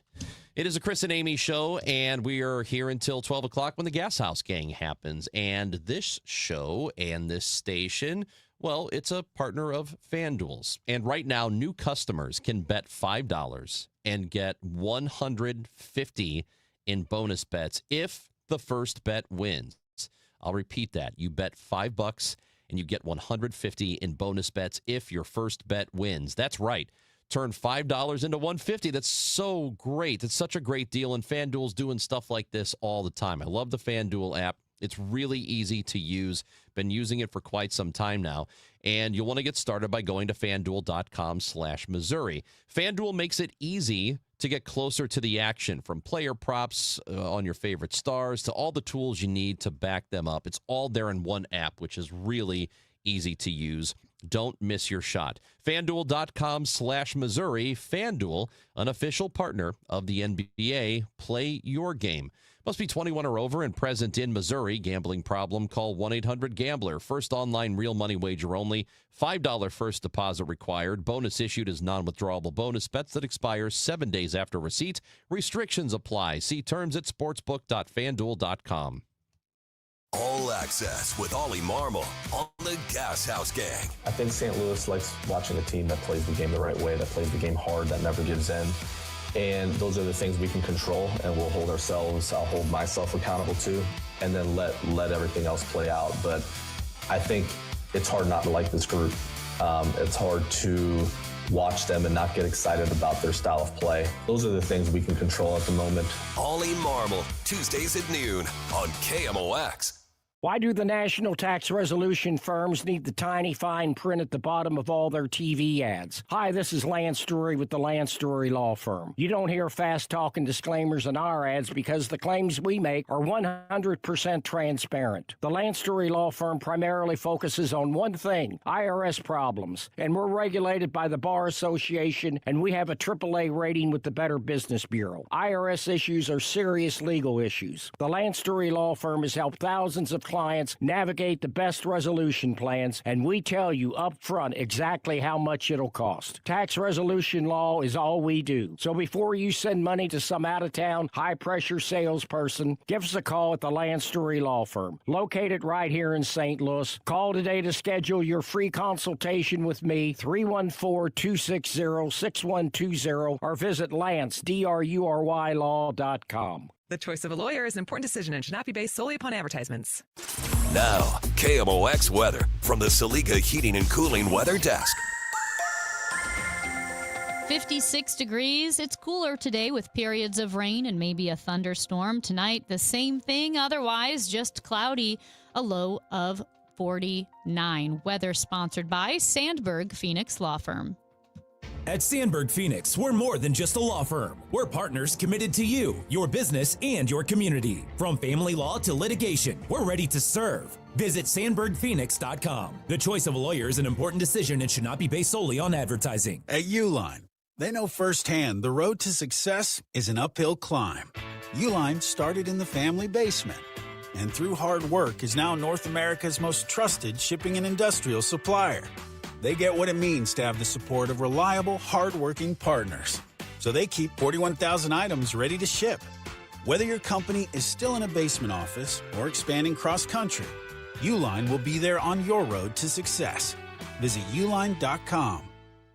Celebrate Cinco de Mayo with Easy Cater, the best way to order great food from favorite restaurants for all your festivities. From April 27th through May 5th, every order placed earns you 1,000 bonus rewards points. From traditional favorites like enchiladas and mole to festive options like a build-your-own taco bar, even breakfast. Chilaquiles, anyone? Easy Cater makes food for Cinco de Mayo a cinch. Order now at easycater.com and get 1,000 bonus points on every order with promo code Cinco de Mayo 26. Restrictions apply. See offer details. Diabetes, high blood pressure, anxiety meds, everyone's on them. If you're a 50-year-old male, maybe a bit porky, and you may even have type 2 diabetes, $1 million of term insurance may only cost you about $200 a month. Call Term Provider. Speak with Big Lou at 800-444-2013. Big Lou will find a term life policy for you even if you have type 2 diabetes, are overweight, or have high blood pressure. Term Provider has helped thousands of people like you who think they can't afford term life insurance. To buy $1 million of affordable term life for you, all you need to do is call Big Lou at 800-444-2013. Lou will make sure the scales are tipped in your favor. Call 800-444-2013. Big Lou will answer your call and work to fit you into a term life policy that you can afford. Remember, Big Lou's like you. He's on meds too. Call 800-444-2013 or biglou.com. This is the Gas House Gang from KMOX. Bernie Nicholas and the Gas House Gang, today at noon on America's Sports Voice, KMOX.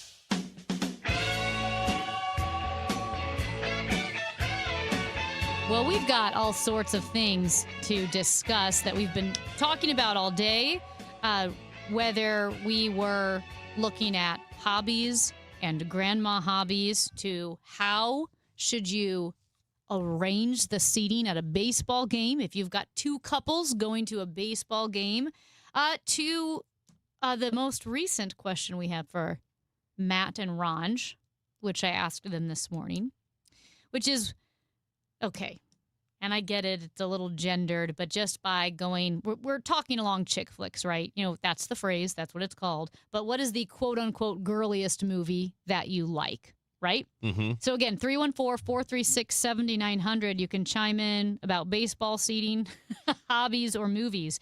But yeah, like, Matt, what is a movie that would be quote-unquote a chick flick or the girliest movie? I think Bridesmaids is definitely geared towards girls, but I think it's very funny because it's a comedy. Guys can find it funny. Oh, all the guys love it. I feel like that's not even a chick flick. Okay. Yeah, I would agree with Amy on that. Okay. I think it was meant to appeal to everybody because it doesn't. Yeah, I mean, maybe there's some humor that women would understand better, but it's not like I don't think that was the intent of the movie. Okay. Yeah, I don't think that's girly at all. Yeah. Somehow I think I watched Eat, Pray, Love a long time ago. That's more girly. And Seems like it would that's be. a pretty good movie. Javier Bardem's pretty cool in this movie. I like Javier Bardem. Yeah, he's cool. Because you saw him in No Country for Old Men as that creepy murderer, but dude, he's very good. Working at Fleet Feet when that movie came out, and I just remember young William would tell me, his name was Billy, but we called him Young William. He kept telling me how much I would hate that movie. That's all he would tell me. No Country for Old Men. Yes, he said I couldn't handle absolutely not like it. And he said at Javier all. Bardem is so scary. Yes, you would in that movie. Hate it. Yeah, hate it. That's the conversation we would have. Yeah, I guess with young William. Yeah, just trust me. But very Okay. charming in Eat, correct. Pray, Love. Very charming. Very charming in Eat, Pray, Love. Yeah, and that's kind of a self-exploration movie, isn't it? Yeah. And then there's that movie. By the way, I don't know if this is a movie, who the demographic, the target demo is, Yeah. but there's a movie with Scarlett Johansson and him. He's in it, and they're on vacation in Europe, and he just walks up to the table. He's a stranger, and he's like, I would like to take the two of you to my private place, and we will spend the weekend having sex. Is that And they were like, Manchester by the "What?" Sea? No, they were like, what? He's like, yes, Oh. I'll be over here if you want to go. You know where to find me. And Oh, they wow. go. It's like, Oh, what? well. What? Okay. Okay. You leave it to Ranj. They don't play that on the Hallmark Channel. They should. Hey, Ranj, what's the girliest movie that you've seen or that you like? I'm going to tell you something. Yeah. I have seen The Notebook. That's pretty up there. I have seen it. I haven't seen The Notebook. I have seen it, and I teared up. Oh. It was sad. Oh, it's real. That's why I will never watch it. Why would you ever want to be entertained by something that is so sad? I can't do it. I can't do it. I will never, ever watch it. There's Ricky no way. in South City. Ricky in South City has just texted in exactly what I said. He says, I get teary-eyed when things happen. He says he likes The Notebook. He says he likes The Notebook. Here's a 3 and 4 says Mean Girls is the best. Is Mean Girls a girly movie? It probably is. Is Rachel McAdams in that one too? I think I'm so. not sure. Lindsay Lohan. And Lohan and Lacey Chabert, who is Lacey now the Chabert. queen of Hallmark. I don't know. I've never seen it. I have not seen it either, but I feel like that one is similar to Bridesmaids, even though I haven't seen it, that it's pretty universally liked. But I do think probably would skew towards women who appreciate it more. Uh-huh. I have not seen it, though. I haven't seen it.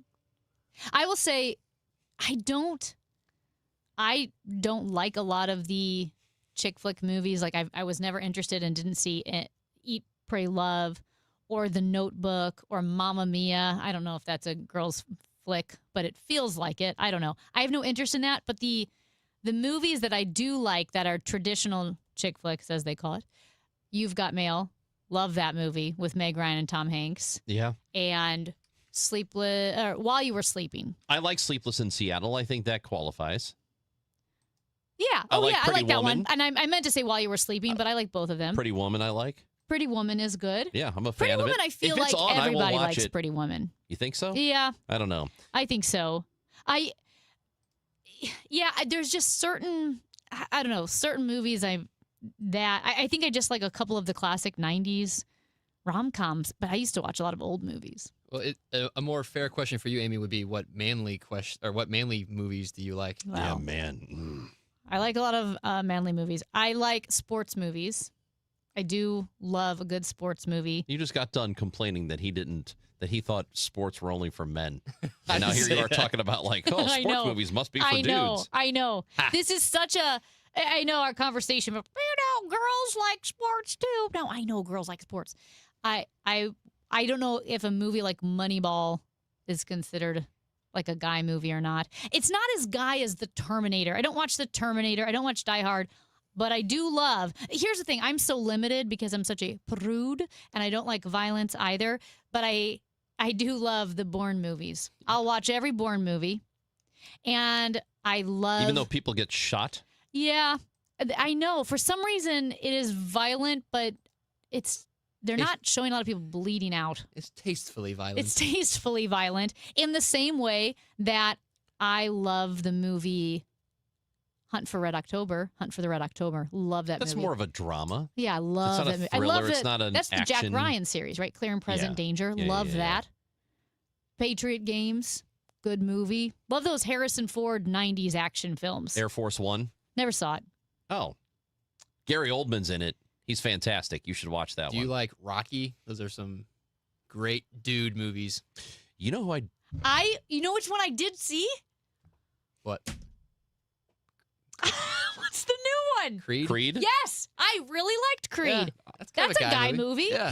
Here is a... I had to close my eyes on some of the gross fighting parts because it makes me sick when you can see throw up and blood and sweat. So I had to close my eyes on Creed. Let me- but I thought Creed was really good. Yeah. Let me tell you a thing about your old buddy Ranj here. Has never seen a full Rocky movie all the way through. Holy What? cow. Come Yeah. on. I've seen bits and pieces. Rocky 4 is the one that, when I was a kid, for some reason, that was the one everybody talked about, was Rocky 4 with Drago. Yeah. So I never saw that one. I just saw the original Rocky. Yeah, but I don't know if it qualifies. I think it does. The movie with Freddie Prinze Jr., and I can't think of her name, the actor. It's She's All That. Have you seen that one? No, I know which one it's you're talking about, but I I have not seen it. I love it. I love it. It's where she's the nerd, she's the artist, right? But actually really secretly attractive when you take her glasses off. You know, one of those. That trick and you put her hair down? Yeah. Yeah. And then, he's the most popular boy in school, right? I love that movie. Yeah. I think it's great. Rachel Lee Cook. Rachel Lee Cook, that's her. Guess who else? Also on Hallmark now. She is? Yes. She's in a lot of Hallmark movies. Oh, man. I know. Hallmark is where it's at. How about that? Is The Departed a guy's movie? It's probably, yes. Look, all these movies that we're talking about. We're saying I don't want to say guy's movie. I know. Ladies movie. Really, it's obviously there are target demographics that when filmmakers are making movies and studios are putting these together, like that's kind of what they have that stuff in mind. What we're doing is we're just using the labels of old gender stereotypes with the understanding that we all get it. Girls like action films and sports, and guys can watch The Notebook. It's not that deep. I agree with you. A texter from our early conversation wants to know, at what age are you considered an old lady? Because we were talking about old lady hobbies like needlepoint. That's a and great canasta. question. Isn't it more in your heart? Yeah, Oh that's my what it gosh, is. you do. You both go, snickering. For Amy, if that's the case, your heart is 85 years old. I know. And I love it. I understand why some old people get mad at the world. I get it. I Yeah, feel that. obviously. Yeah. I think old lady is in your heart. I think so. Okay. Well, did we come to a resolution? Oh, we did not. There was a question about how you should, since we're doing the gender stereotypes right now. This is the worst half hour of stereotype. And guess where it all came from? It all came from old man Pajeski over here. It did. No, it didn't. This Maybe guy not. over here. Since chicks don't like baseball, how should boys and girls sit when they're on double came dates? from me because I asked Matt, what's a girly movie that you like? Well, we did have the question Because about. girls are more in touch with their emotions. We're just more mature emotionally. And not interested in sports. It's fine. It's fine. It's fine. You know? It's fine. You know? Okay. We all have our strengths and weaknesses. You're going to get in so much Oh trouble. my gosh. I don't know you're about gonna you, issue a statement. You better get your statement ready, old brown shoes. And here's my statement. It'll say, leave me out of this. That's what it'll say. And my statement will be put him back in it. Oh, my gosh. I need to watch Mean Girls. I have not. And a bunch of people are texting in Yeah. about that movie. I have not seen it, but I am interested, and I will. What's the one with Alicia Silverstone? Where Clueless. she's clueless. I love Clueless. Never seen it. Oh, it's so great. Paul Rudd's in it. I asked Matt, what's the girliest movie you like? He said, White Christmas. Yeah. That's not a... It's the Christmas movie. I mean, the guys don't get together and put on Bing Crosby and Danny Kaye tap dancing around. It's just that's a movie for grandma. Chris and Amy show. We are rolling toward the Gas House gang. We will have Oliver Marmol, manager of the Cardinals, and pitching coach Dusty Blake on together. In fact, it's starting at 12. We will have them both together starting at noon here on KMOX. Guys, Kevin Wheeler here. I want to tell you about the Burn Balance Complex, which is available at supplement superstores. And it's Burn Balance Edge for the guys. It's Burn Balance Zen for the women. And what this is very simply a complete metabolism system. It's not just a simple fat burner. It's way more than that. It works with your body to get the metabolism working the way that it's supposed to. So what you notice right away, what I've noticed here in the first couple of months is your shirt will lay a little bit flatter, your pants fit a little bit looser. It's not like that as immediate, but it comes pretty fast. This is a great natural weight loss option for people that don't want prescriptions or injections. If those aren't for you, go to supplement superstores and check out the Burn Balance Complex. On top of getting the metabolism working, you're going to get reduced stress with lower cortisol levels. You're going to have appetite control and craving control, all-day focused energy without the jitters that come with energy drinks. And look, it's not magic. You got to do things the right way, but the Burn Balance Complex makes it so much easier. So get out to supplement superstores. Tell them Kevin Wheeler sent you in. They will knock 30% off the Burn Balance Complex for you right there, and you can find your location at supplementsuperstores.com. Many times, a person hires a law firm after an injury without doing research. It can be a big mistake or not. Sometimes, after you have hired a certain lawyer, you realize you made a certain mistake. But guess what? Just because you hire them doesn't mean you can't fire them. I'm John Morgan of Morgan & Morgan. If you think you've hired the wrong firm, you may have. So do this. Google Morgan & Morgan results or visit forthepeople.com for cases just like yours. You may find that our full-service injury firm should have been your choice in the first place. Last year, almost 12,000 people discharged their law firm and hired us after further research. We became America's largest injury firm for a reason. Visit forthepeople.com today and let's get started. Or call Pound Law on your cell phone. Morgan & Morgan, for the people. The choice of a lawyer is an important decision and should not be based solely upon advertisements. Past results afford no guarantee of future results. Every case is different and must be judged on its own merits. On Saturday, May 16th, join KMOX and Grassroots Redeeming Love in commemorating 1 year since the historic EF3 tornado that devastated North St. Louis with a short morning of service. Volunteers will meet in the Kingsway East neighborhood from 9 to 11 to help clear tree limbs and trash. If interested in RSVPing for the cleanup or interested in donating to the effort, go to KMOX.com/events for more information. For women with postmenopausal osteoporosis at high risk for fracture, there's more you can do to strengthen your bones with Evenity. This is the sound of 4 women who think they're doing everything they can. A high fracture risk will cause 3 of them to break a bone in their lifetime. With Evenity, they could be rapidly building new bone in just 12 months. 2 think they already are building bone. And for 1, the game is about to change. To make an appointment, press 2. Because she's calling her doctor about Evenity. Evenity can increase the risk of heart attack, stroke, or death from a heart problem. Tell your doctor if you have had a heart attack or stroke. Do not take Evenity if you have low blood calcium or are allergic to it. A serious events have occurred with Evenity. Signs include rash, hives, swelling of the face or throat, which may cause difficulty in swallowing or breathing, muscle spasms or cramps, numbness or tingling. Tell your doctor about severe jawbone problems as they have been reported with Evenity. Report hip, groin, or thigh pain. Unusual thigh bone fractures have occurred with Evenity. Learn more about building new bone at Evenity.com. Summer's here. Is your backyard ready? If you missed the spring rush, Artistic Decks can still make it happen. From premium wood to maintenance-free composite, get the quality you deserve. Don't wait. Call Artistic Decks today at 314-280-0821. Straight Talk Wireless presents Pickup Truck Wisdom. If you're only good to your new friends, you're not going to have any old ones. Straight Talk gets it. That's why new and existing customers get free 5G phones on Verizon's 5G network. Pretty simple, really. You keep good people by being good people. Find us at straighttalk.com and Walmart. Straight Talk Wireless. Straightforward. Always. Taxes and fees apply. Plan purchase required for free phone offers. Copyright 2026 Verizon. The Chris and Amy Show on 104.1 FM, KMOX.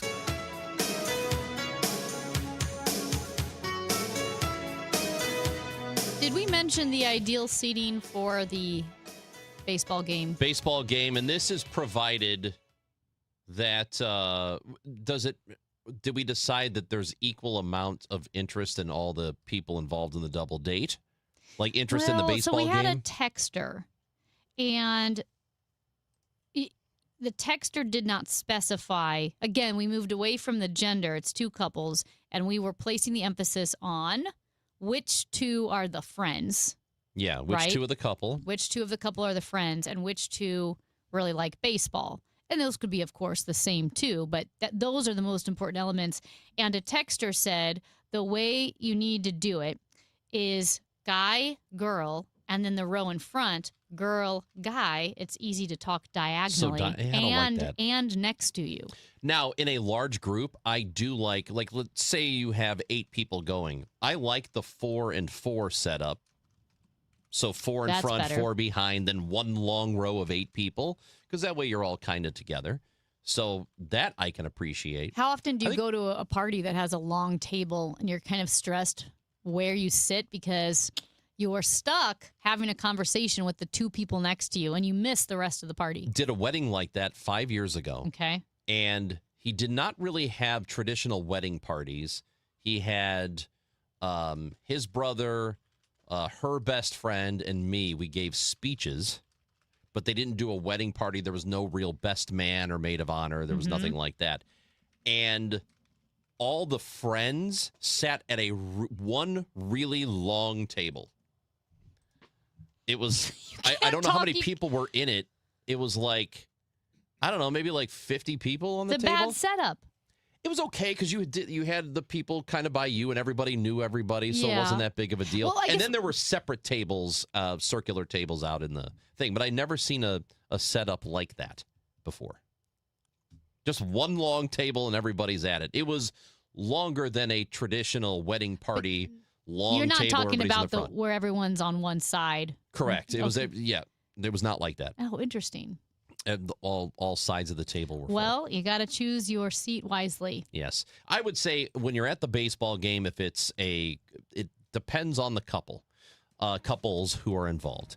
And the truth is, the people who are the most sensitive should probably sit in the middle. The most sensitive? Yeah. Because if they sit on the outside, they're going to say, I feel left out. Oh, that's a good point. Right? I don't want to feel left out. I'm left out. So you got to be in the middle. All right. You crybaby. This feels like this has happened before. Oh, yes. You know it's happened before. Have a great rest of your Tuesday. Thanks. We will be... I'm not talking to you. Oh. I'm talking to them listening. These people. We'll be back tomorrow at 9 a.m. for the Chris and Amy Show. And anything you missed, the Odyssey app, we have them there. The podcast, KMOX.com, wherever you get your podcast. And then we'll be back tomorrow at 9. Gas House Gang coming up next. Oliver Marmol, pitching coach Dusty Blake, Bernie Ackerman, Ranji next on KMOX. We're just slowly getting dumber and dumber and dumber. Time now for today's Spotlight on Money, sponsored by